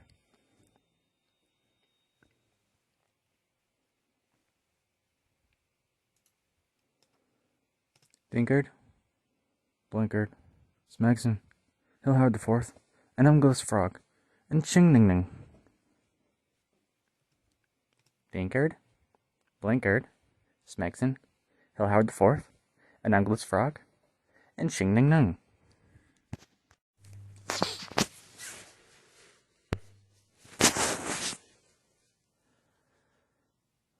Hey. Just got 4 more hours to go until I can get out of here. Be done with this place for 5 more days. You know, start my weekend, which is actually my week, or whatever you want to call it. It's really foggy. I drew a spider web on my window in the fog. And I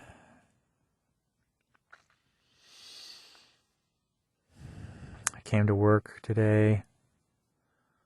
The new girl was here again. I think she's probably Hispanic. She has a weird name. I didn't even get like a word in. She gave me the equipment and ran away as fast as she could. So I think I'm just gonna probably leave that alone. And she's covered in tattoos and stuff, but I don't think she seemed super interested. She just kind of ran off as soon as possible this time. So probably another loose end there. And I'm not surprised because nothing ever seems to go my way with anything. So that's great. And anyway, posted that new cartoon today. Hope you guys watched the new cartoon. I'll try to post more cartoon stuff. Tomorrow I have to come up with new ideas. Some people are getting kind of tired of the smeg. Sounds like Tab is getting a little bit sick of the smeg. And, I'm just kidding. I mean, I probably keep the smeg stuff, but I'll try to think of new ideas. Maybe a Hot Ones parody episode. Their mouths are getting hot. This is our new hot sauce flavor, Spicy Mr. Smeg. They put it on the chicken wings, and then their mouths get all hot, and then they're like, "Oh, it's too hot." Or a new cartoon idea, Drunk Astronauts in Space. Hey, I'm getting pretty drunk up here. Yeah, me too. Oh, did you notice that we're on the moon in space right now? No, I didn't, because I'm too dang drunk to even notice what the H is going on around here. That'll be the first episode of Drunk Astronauts in the Vacuum of Space, episode 1. Screenplay written and directed and produced by Jer Zabujard himself. I gotta make that word video where I connect all the words in a spider web of words. I gotta do that. Maybe a Hot Ones episode, maybe a Drunk Astronauts in Space cartoon. Maybe a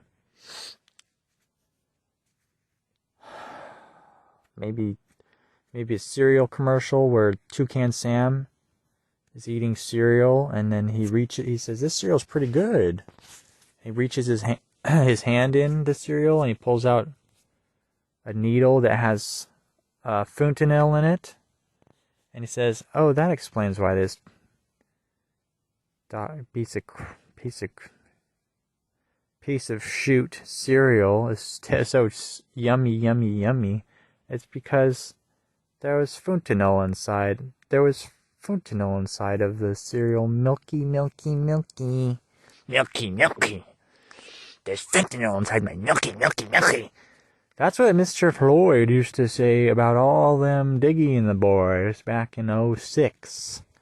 I was friends with old man Floyd back when the old Jim Crow laws were still enacted, and he always used to say to me, the reason why the Fruit Loops is so good is because they got fentanyl inside the cereal. Milky.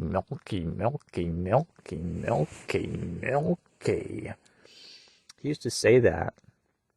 And of course now he's a ghost.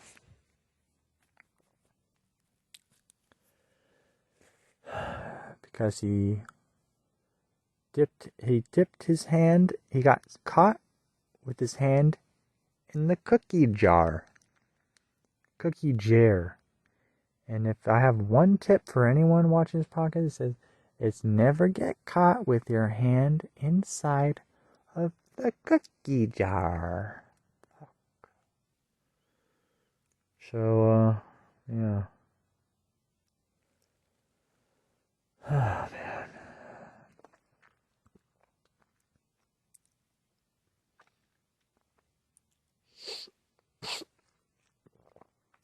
Speaking of smeg, my phlegm smells pretty bad and tastes pretty bad today. Could be my teeth. Maybe my teeth are rotten. Maybe that's why my mouth always tastes and smells so bad, and my nose and my throat. Maybe it's my teeth, bro. Maybe it's my teeth. Or maybe it's because I'm not getting any pussy. Huh, guys? Maybe it's...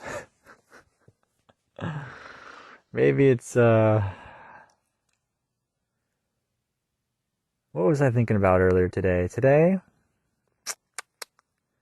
I have new videos coming. I slightly worked on something today, and I'm not super thrilled about how it turned out.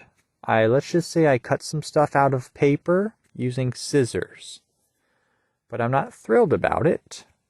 Not going to go in detail, but I have to think of a way to build something. I think I'm going to cut him out with cardboard. And you will see in the upcoming video what I'm talking about. I don't want to spoil it. But you will see what I'm talking about. But I tried paper, and they're too flimsy. I think I might cut out my stuff from cardboard, but I have to figure out a way to make a type of costume. A costume thing. I don't want to spoil it. I don't like spoiling stuff, alright? In fact, maybe I already spoiled it in the podcast yesterday. I don't remember what I talked about yesterday. I hope I didn't spoil it. Usually in these podcasts, I go over my dreams. I had a dream I was getting a back massage from a old friend who completely stopped talking to me 5 or 7 years ago. I've had several dreams about this boy. I don't know why, but he used to be my best friend, kind of. And I guess because I'm a NEET or whatever, he totally stopped talking to me a long time ago. This boy was giving me a back massage in my dream.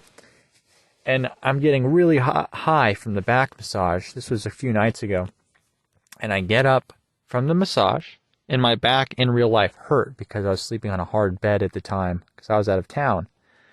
And my back hurt like hell. Anyways, I get up in the dream. I say, the best thing about this guy is he not only does he give back massages, but he also receives them. And that goes hand in hand with what I told you guys about Jewish Kabbalah, about you have to give half, it's about giving and receiving, half and half, 50% giving, men, and 50% receiving, women. You have to be both. You have to be balanced in the middle column, the middle pillar of the tree. And I was reading the Zohar yesterday. I know, it's a Jewish book, and written a long time ago. And this week's chapter was about the importance of the interpretation of dreams. It went over why King Solomon was a bad boy and why his kingdom fell because he had multiple wives. That's a no-no in Judaism. And that's why he ultimately fell, and why I suppose all the demonic Freemasons love Mr. Solomon so much. And Satanists and stuff. And of course, he controlled demons with his magic and his rings and stuff. We all know about that, and his seals. But anyways, and that boy liked to fuck around the pussy because he had multiple wives, Mr. Solomon. And that's why his kingdom fell, and now nobody knows about him, except a lot of people know about him. Anyway, the interpretation of dreams is important. It's important to tell people your dreams so that they can interpret them through a sort of lens or a wholly Jewish way or something like that. Or you can just write your dreams down. Don't forget about them. And we all know, I think Joseph or something had a dream about the Pharaoh and his brothers and stuff like that. And he told people his dreams, and he forgot his dreams, something like that.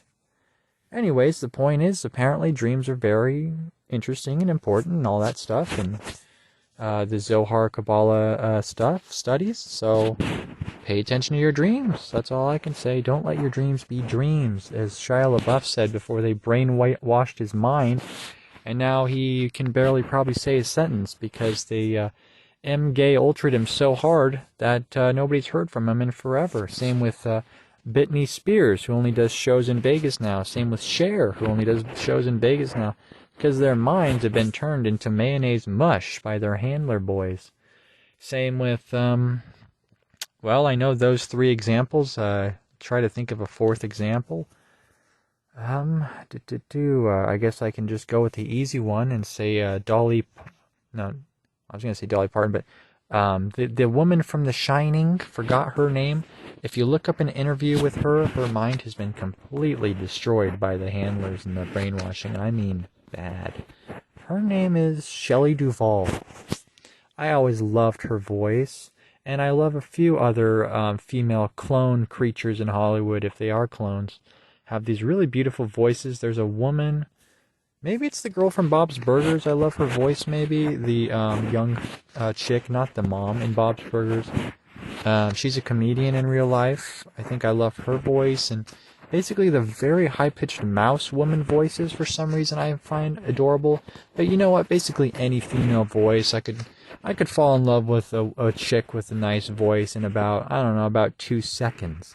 I'm a very, I think I'm very, what's it called? Desperate, but also very, not, I am not picky, except I am probably picky, but maybe I'm not picky, I don't know.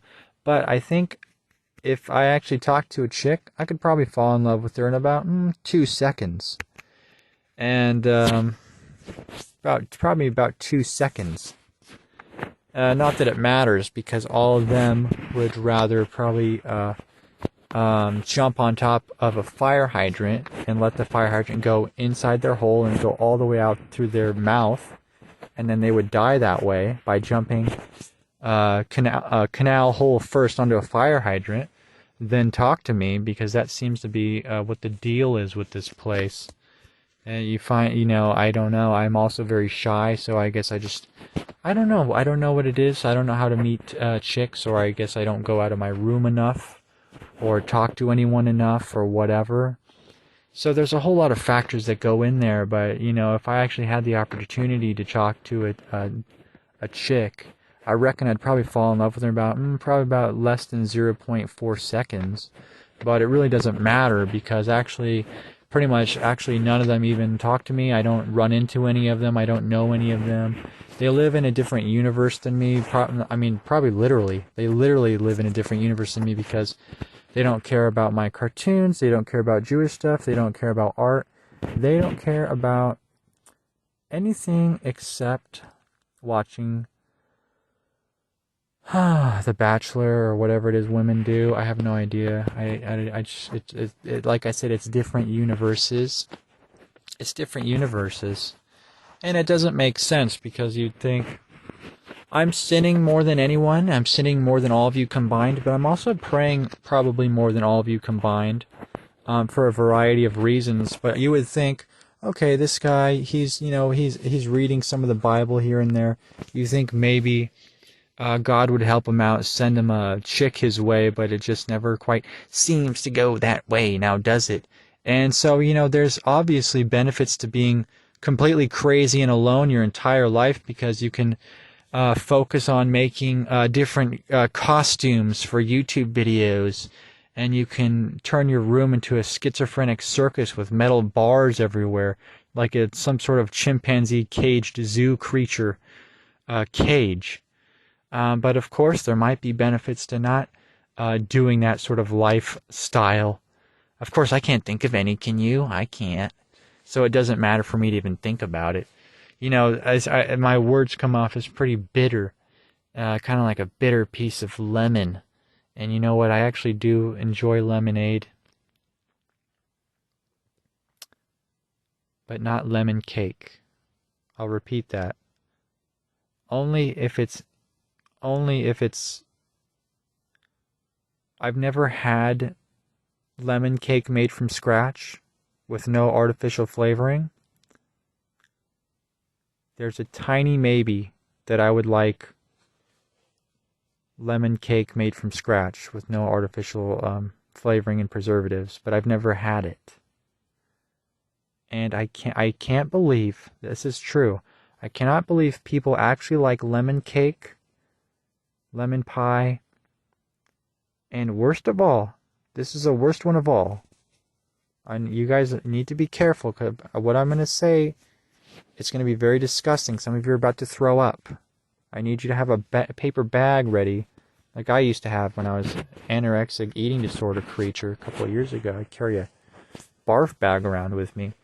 And here's the reason why. It's because if anyone tried to offer me potato salad, write in the comments if you like potato salad, or you would rather eat your own puke, which I would rather do than eat potato salad. Write in the comments if your stance on potato salad.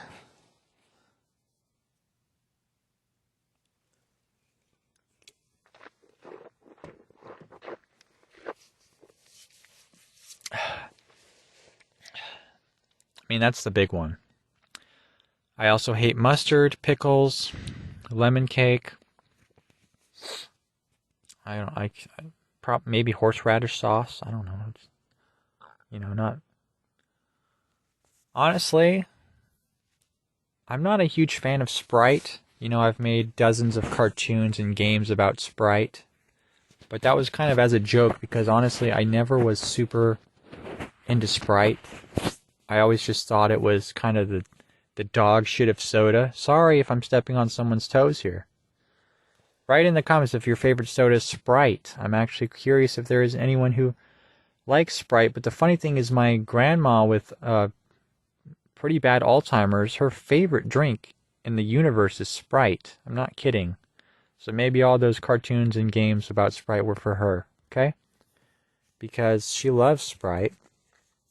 I don't know if she's had one in forever now that she's at a home. I'm not sure if they actually give her Sprite, but well, she probably forgot how much she liked Sprite, to be honest. She doesn't remember my name, of course. She doesn't remember most stuff. So she probably forgot that she even liked Sprite in the first place. So I guess it doesn't really matter. It doesn't really matter, does it? It doesn't really matter. It makes me feel like we're all trapped in a spider web of smeg and cum and farts and jokes and all that stuff. But really, I mean, are we trapped? Is this right in your mind? If right in your mind's comments, if you think you're trapped inside of a spiderweb reality of a trap, a booby trap. Right in your mind's comments if you think that this reality, world, dimension, universe, hell, plane of existence, if you think this is one big spiderweb trap. I know Deutsche Videos doesn't like spiders or their webs, and he doesn't like black cats, and he doesn't like gang stalkers. I've never felt like I was being gang stalked, but I know there's plenty of people on the internet who think that they are being, and I respect that, because maybe they are, I don't know. It's fine. But, I never thought of insects and cats as demonic. I don't know what they are. I always kind of like spiders, but I'll be honest, I don't like that they bite me, and that's pretty gay and probably pretty niggardly of them, to be honest. I hate that they bite you. They're very nice to you until they bite you for no reason. I mean, cats do that too, though. Cats are very nice to you, and then all of a sudden they'll just scratch you and bite you. But I mean, they're animals. They're retarded pieces of shit creatures, but they're also perfectly made by God. They don't have... They're not like humans. They can't sin. They're made perfect in the way that they can't sin. I know that sounds crazy, but that's... I believe the Kabbalistic view is that animals are perfect and that they cannot sin, whereas humans are, I guess, imperfect because we can and do sin. We have the knowledge and the intelligence to actually understand sin in some way and to try to make a choice to avoid it, whereas animals, they don't do that. They just say, I'm hungry, I'm going to eat my parents. Yum, yum, yum. That's it. There's no thinking involved there. They're just... I'm hungry, better eat my offspring. I'm hungry, better eat my parents. And they're not sinning doing that. They're perfect doing that. They're holy, sinless creatures, but it's because they're very stupid. They don't. That's how it is, I guess. I don't know. It's all very weird and confusing. But I heard something. I was re-listening to a podcast at work yesterday a little bit, just for whatever. I heard something I liked, and the guy in the podcast said that there's probably trillions of other dimensions that are running parallel to this one. And I want you to think about that for a second. I know that sounds gay. I know that sounds like something you would hear that black fake scientists say on the PBS Kids channel. What's his name? Neil deGrasse Tyson from the show Degrassi, and Bill Nye the faggot guy would say, but the way he phrased it was, look, there's not just heaven, earth, and hell. There's probably a trillion dimensions in between each one of those dimensional realms, right? And I thought, I never really thought of it like that. Like, yeah, what if there's a trillion levels below us to Sheol, hell, Gehenna, which was made on a Monday, by the way. That's why Jews hate Mondays, and Garfield does too, because Garfield was raped on a Monday. And then there's could be trillions of levels between earth and heaven, and what if there's trillions of levels above heaven towards the infinite Ein Sof or something, at the top of the tree from Kether to Ein Sof. And, it's interesting to think about. There could be a fucking trillions of dimensions out there, man. And then, yeah, they're all probably pretty gay. Just kidding. But, this one is, I'm not a huge fan of the... I don't know. I can't complain. I'm here. You're here. We're queer. Get used to it. I don't know what to say. We're just here right now. I don't even know why everyone's here. I don't even know why I'm here. I pray all the time for as much knowledge as possible.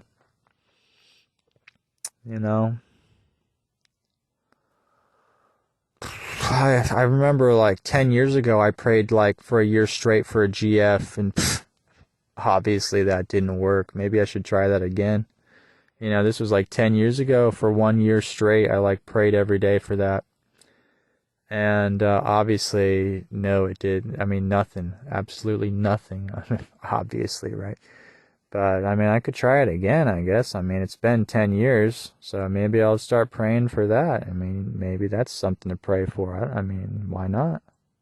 I just realized, I'm like, oh, hey, I haven't really prayed for that in like 10 years. Maybe I should try that. Maybe I should try that again. Look how well it went for me 10 years ago. So playing it, but got a drummer. Hits the drum set when I make a prank joke. No, but seriously, maybe I will pray for that. You can pray for whatever you want. It can be whatever you want. It can be for anything. You can pray whatever. I hope my neighbor, I hope his dogs, get stolen or something so that they don't bark all night.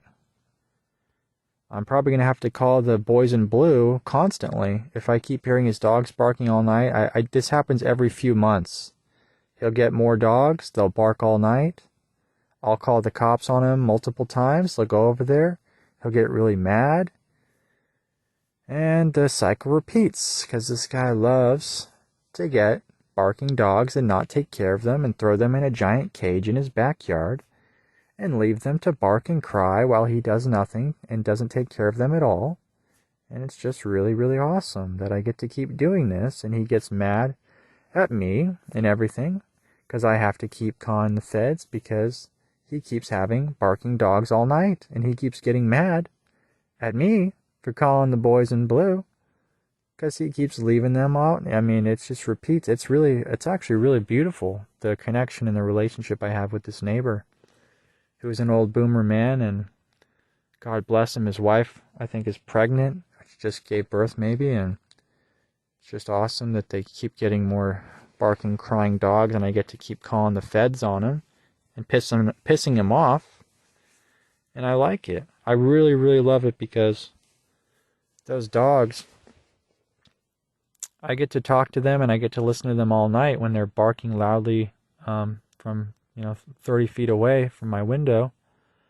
They're saying, please call the boys in blue on our owner. And I say, I can understand dog barking. So I say, I will. I will in the morning. Don't you worry. I definitely will. So I just get to keep on doing it. And the funny thing is the boys in blue always ask what my name is, and I always tell them that it's Richard Steiner, which I was like, I don't even know who that is, but I just know he was like a famous German occultist or something. Rudolf Steiner. I always tell them when they ask what my name is, when I tell them about the stupid faggot dog neighbor and all that stuff, I always tell them that my name is Rudolf Steiner. And they never say, oh, you mean like the German occultist from 100 years ago? And they never ask that. They're like, oh, Mr. Rudolf Steiner, you're complaining again? And I say, yes, I am. It's about those faggot dogs again. And I say, yes, it is. Every few months I get to call you guys, and you guys get to come down here and talk to them, and it's really awesome for me to keep doing this, and I'm glad that I get to keep doing this. So, because none of the other neighbors are doing it, so I get to do it. It's awesome. So that's the highlight of my life. Wow. The true highlight of my life is I get to take a shower every day, and I bought a bathtub, and it hasn't arrived yet from China, but I'll see if it works, and I'll tell you guys if it actually works. A lot of stuff that in this realm doesn't work at all when I get my hands on it. So I'd actually be very surprised if it actually did work. So I'll let you guys know if it works.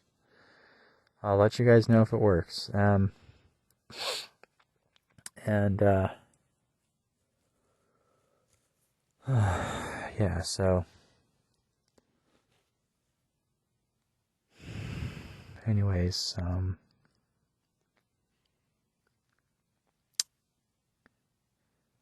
sitting in a freezing car all night talking to a microphone. That's my life, baby. Making cartoons about Smeg. I don't know. Maybe some people like them out there. The videos get a couple of likes. I'm not kidding. They get a few likes here and there. I'm serious. So I'm going to keep making them. I've been making them for 20 years now. And I guess I'm just going to keep doing that. I don't really know what else to do with my life at all. Praying and making cartoons and playing a couple card games, video games. What else do I do? What am I supposed to do? I don't know. This is all I know. This is all I've ever done. I was making videos when I was 12 years old of cartoons, and I had a what's it called? A video camera, the big ass old ones. And I used to make videos with a real life big ass video camera, and it made cassette tapes. And I would make skits, and I would make movies, horror movies with it. And so I always enjoyed making videos. YouTube wasn't around back then, so I didn't upload them anywhere. I just kept them for myself. But they were really silly, stupid videos and stuff. It was a good time. It's interesting. What's interesting is like, if you were to look, how your younger self is still inside of you, even if you're an old decrepit man creature like I am, or whoever you are. That youngster that you were born as and stuff, that innocent youngster that you used to be, or whatever you are now, that youngster is still inside of you, deep down, maybe, and so you actually still have that other person of yourself that's still inside of your soul, body, thing, creature, and your soul has been corrupted and tainted and shit on by sin and by becoming an adult, and your emotions change, your physicality changes, your face changes, your skin changes, all that stuff, your hormones change, but that innocent little creature that you used to be is still deep down inside of you somewhere. It actually is. In all of us, I think. Unless it died or something, but I would imagine it's still inside of all of us. And wouldn't it be interesting if we could this is going to sound like regression, but yeah, I guess it is, like regress to more of a innocent state of mind. It's an innocent state of being, innocent state of peeing, and all that stuff. Because, I don't know, it's just, yeah,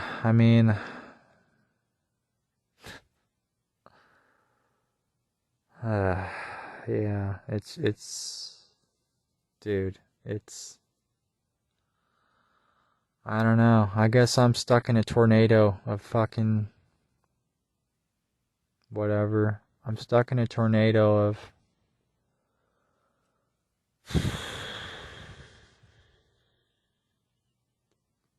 I don't even know what you would call it. I'm stuck in a tornado of death. I'm stuck in a tornado of death. I think I've been inside the tornado of death for so long that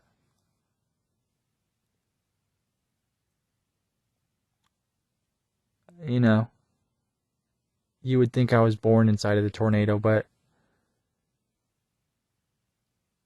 technically I wasn't born inside of the tornado. I mean, I was pushed closer into it by certain things, but I wasn't, that's not even true. I pretty much was born into it, but I pretty much was born into it because, you know, when I was born, my parents were already sick and dying, and then they died. One of them died.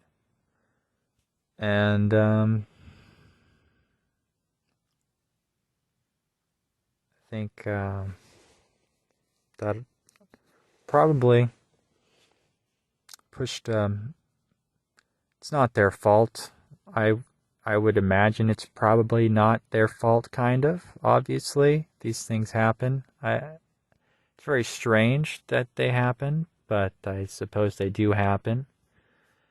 But that strange occurrence seemed to have pushed me somehow, subconsciously and consciously, and kind of forced me to look into the tornado face to face. And at some point, I must have walked into the tornado, and I've been in there ever since. And I'm not sure if I'm ever coming out. I know people say, you can come out, it's fine. It's not that hard. It's not that hard to come out of a tornado. But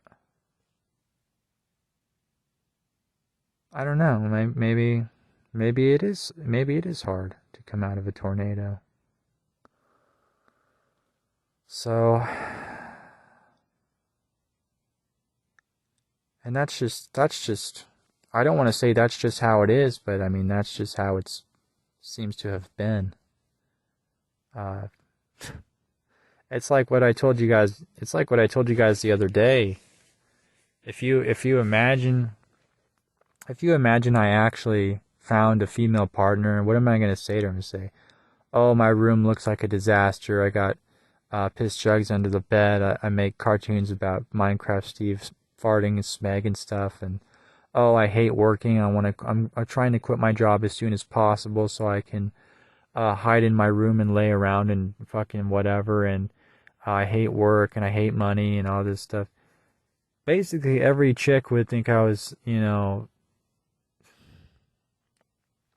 it doesn't seem like a good match for a tornado of screaming death. A tornado of... It'd be like if a woman tried to date a tornado. She would just get sucked into the tornado, and then she'd get flown around at 500 miles per hour. And then she would get flung out of the tornado, probably when it died down, or probably just randomly. And then she'd get flown 3,000 feet into the upper atmosphere, and then fall back down into a field or into the ocean, and she'd be completely dead from even interacting with this tornado. She'd be completely destroyed. And it's possible that some of the people, just from meeting me, experiencing me, and interacting with me in some way, have been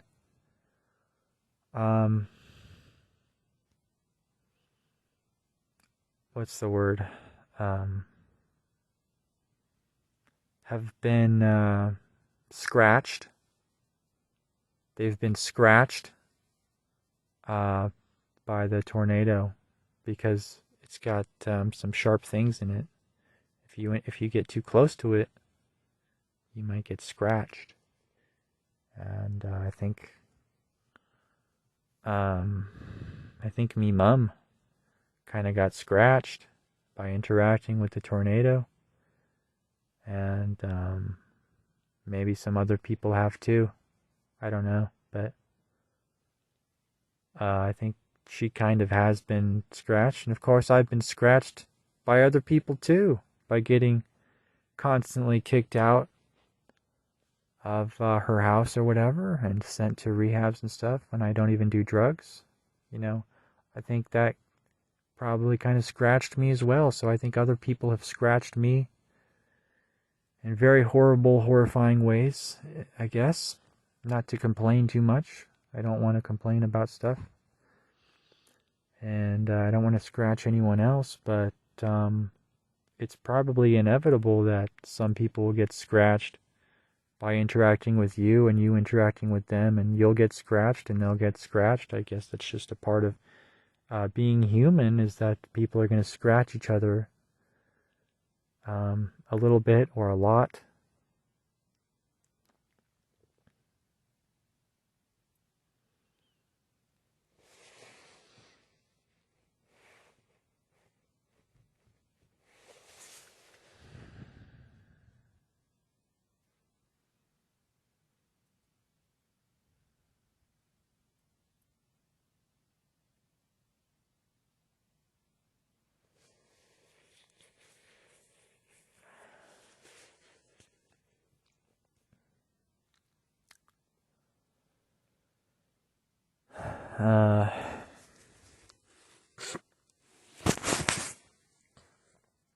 Anyway.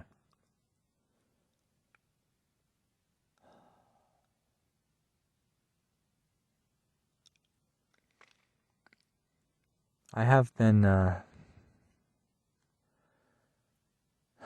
getting high on music lately. Maybe I'll do that tonight. I already told you guys how to do it. You just put headphones in your ears, and then you need a good kind of music to get high on. I don't know.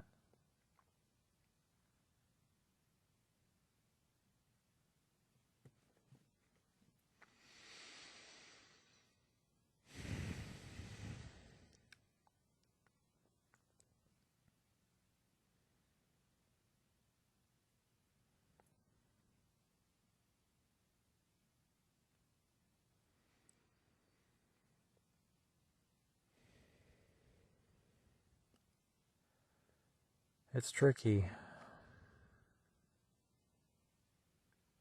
Seems like everything is too tricky in this world. I can't stand it.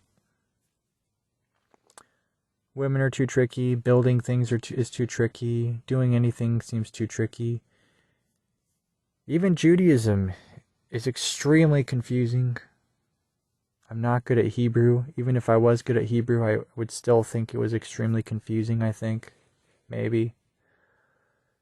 The rabbis are very confusing. I wasn't born Jewish. I don't understand the Hanukkah, lighting the candles and stuff. There's so many rules, and none of them make very much sense to me.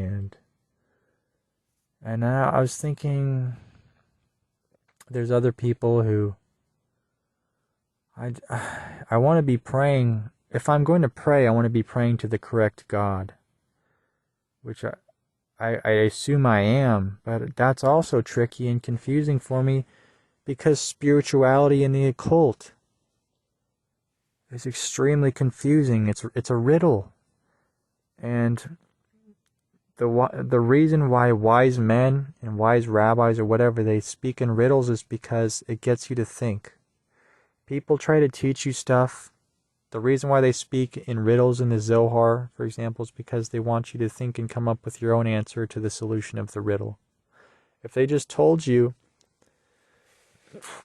in the Zohar, if the rabbi just said, by the way, people reincarnate when they die, that doesn't give the listener or the learner any chance to learn or think with their brains about the story, about the riddle, about the problem, about the solution, about the magic, about the whatever the fudge you want to fucking say and call it. But instead, in the Zohar, the rabbi gives a lecture. This man takes a taxi cab. It's not a taxi, it's a donkey cab. And the donkey driver tells him a story about a woman who was born beautiful, but she was a beautiful woman who was never born. He gives him like 3 different riddles, and he's telling him, this wise rabbi who wrote the Zohar or something, that people reincarnate, but he told him that in 3 different like riddle stories, instead of just telling him straightforward. Do you think humans would be bored if all the knowledge in the universe just came into our brain nice and straightforward? Maybe we would be bored. Maybe we need riddles. Maybe we need challenges and shit. Maybe it's forcing us to use our brains and think, but it also drives me nuts. I just want to know every single piece of knowledge ever created, ever. Maybe I should get into astrology. I'm not even kidding. I know that sounds gay as fuck, but a lot of billionaire Kabbalists like Mr. Donald Trump they all have their professional astrologists who read them their horoscopes. I'm not kidding. They pay these people a lot of money to read them their horoscopes, and I'm not kidding. And kings and all these billionaire Kabbalists, I know Christians will say they're just all Satan. They're all just satanic demons, faggots who, astrology is gay, it's not real. All the billionaires in the entire world have astrologists that they pay millions of dollars to read them their horoscopes, but it's actually all fake, and magic's all demonic.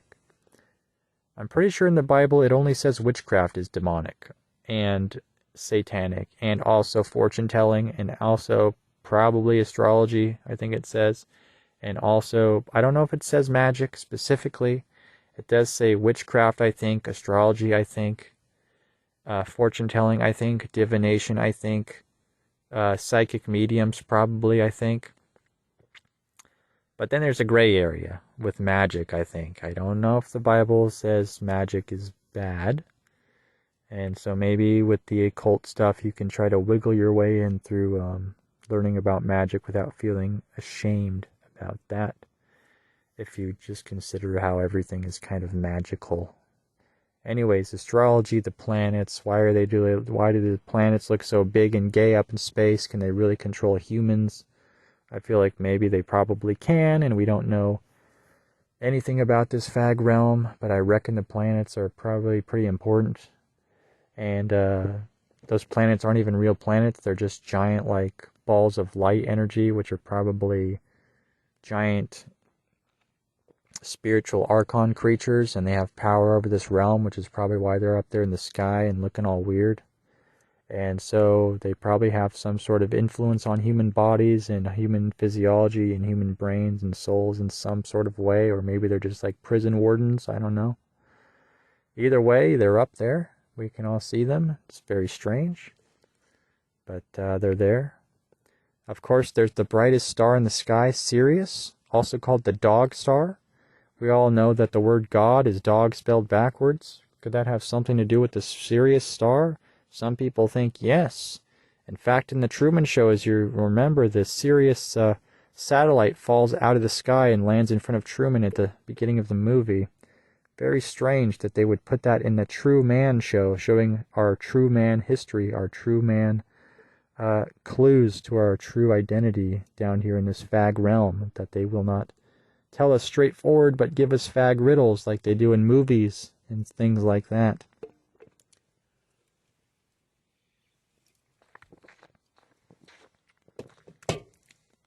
If you guys are confused,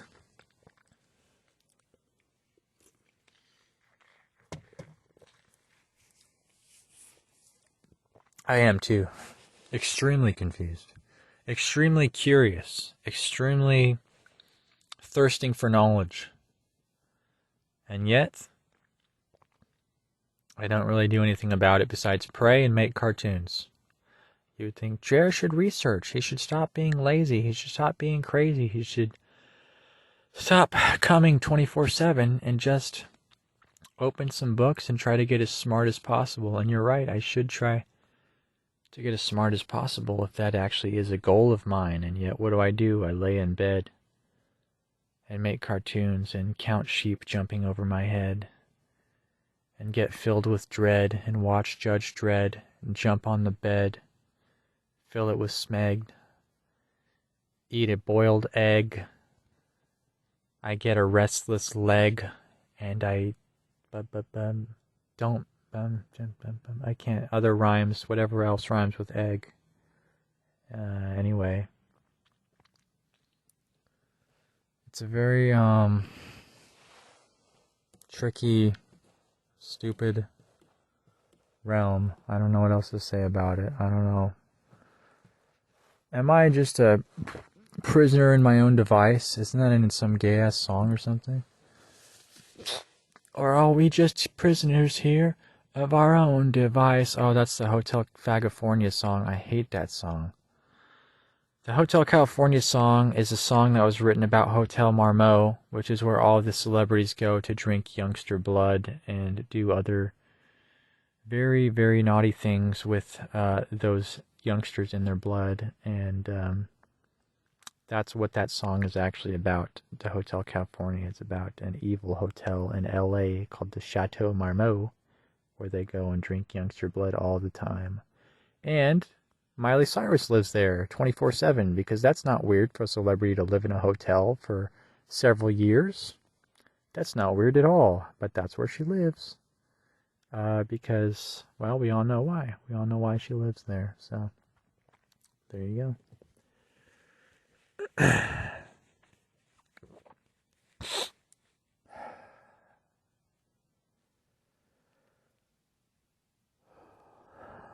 Well, I hope everybody had a good Christmas. I hope everyone had a great Christmas. I guess we have a new year coming up. I guess I'm going to pray that it's a really good year for everyone. That is nice people. And other people too. Whoever, whatever. Just going to pray that it's a great year for goodish humans. I don't know.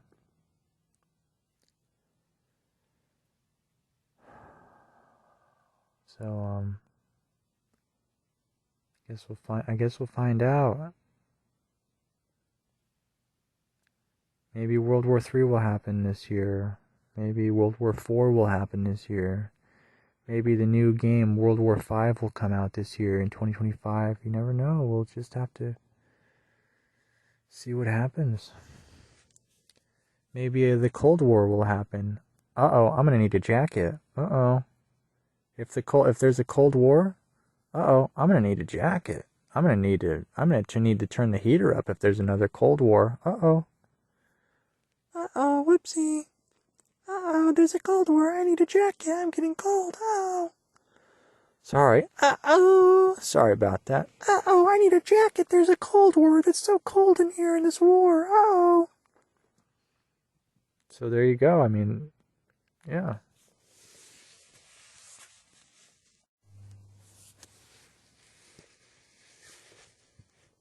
You know, I was talking to this chick once, and she was saying, how's your sister doing? And, you know,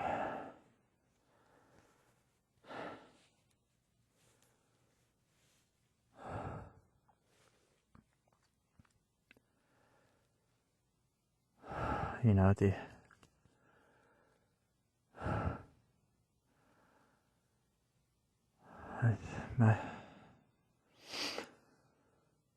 I'm and you know my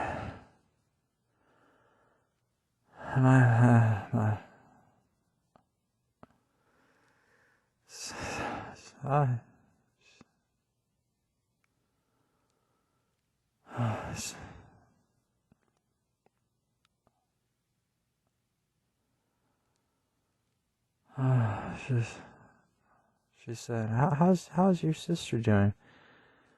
And I'm thinking,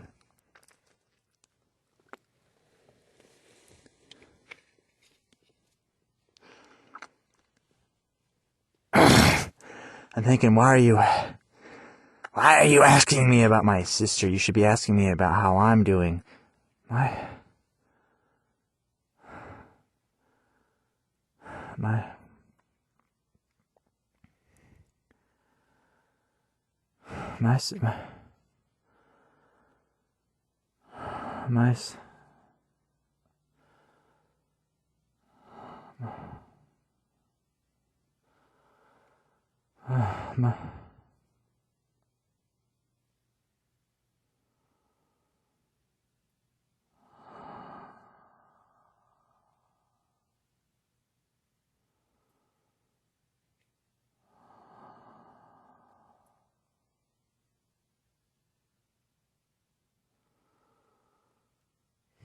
My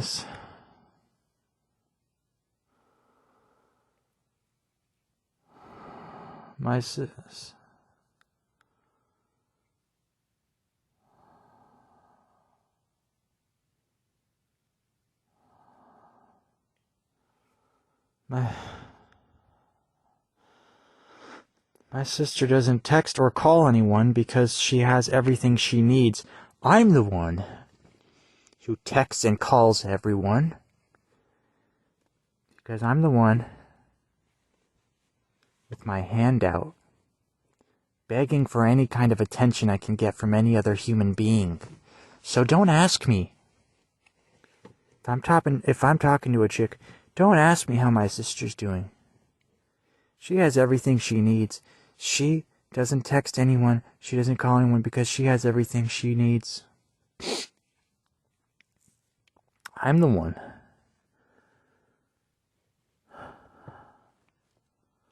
I'm the one. What I ought to do is just strip down, get naked, and start walking into the desert or the woods, and just keep walking until I collapse. Walk for about, 10 or 20 days straight, in the nude, in the desert, in the forest. I bet I'd make it about one day, maybe not even that, and then I'd just collapse. That's pretty much what I ought to do at this point. I'm not going to do that. At least not right now, but don't people asking me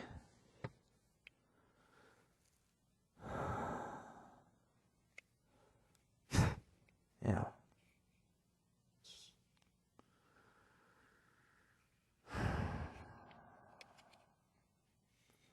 She's got everything she could ever want. I'm the one.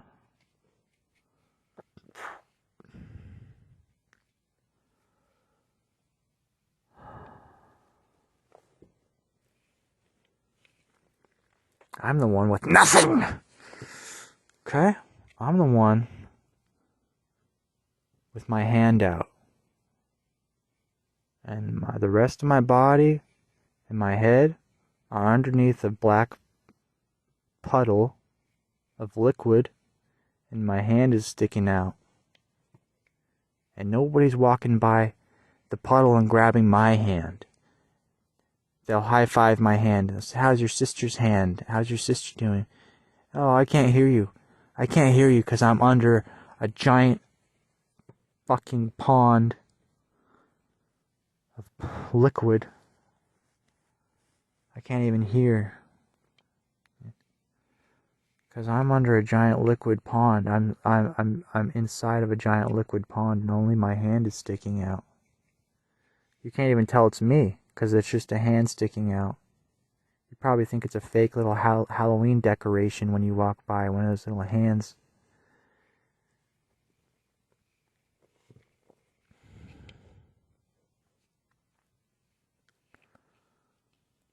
Oh, how's your sister doing? Oh, how's your sister doing? Oh, I don't know. She's not the one who texted and called you. That was me. I don't know how she's doing. I'm the one who's texting and calling people. I'm the one doing that. You know why people don't do that? Because they don't need to do that. Because they got whatever, they already have everything they need. You know why people don't text and call people? It's because they already got everything they need. They don't have to. They don't have to. You know why I do that? You know why people like me do that? You know why people like me text and call everyone to try to get a tiny shred of attention from someone? It's because maybe they don't have what they need. Maybe that's why people text and call people. It's because maybe they're trying to look for some sort of dignity or something.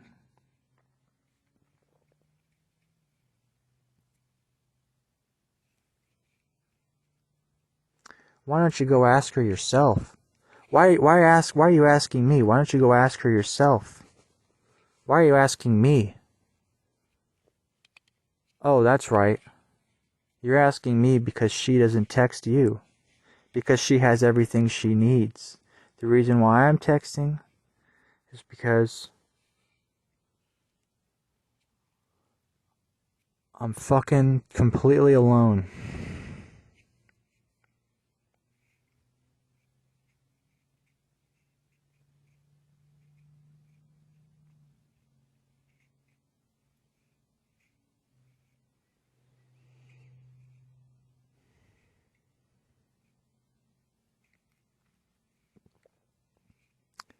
And for some people, maybe that's fine. Maybe I am one of those people. Maybe I'm forced to be one of those people. But for me, feels like I might as well just strip down, walk into the desert, and never be heard from her fucking again. That's what it seems like to me. Fucking might as well. Might as well jump into the ocean and find a cave and just sit in the cave. Sit in an ocean cave. In the nude, because clothes are a man-made fag invention. Clothes are a man-made faggot invention, I bet. I can't prove that. I could be wrong. It doesn't matter. Your clothes would just get wet if you went into an ocean cave. Your clothes would be a hindrance. They'd be useless. I can't think of any reason why you would jump into the ocean with clothes on. Now it's time to have a snuggle with my very best friend in the whole wide world. You. Well, I'm glad you could come over. See you soon. Bye.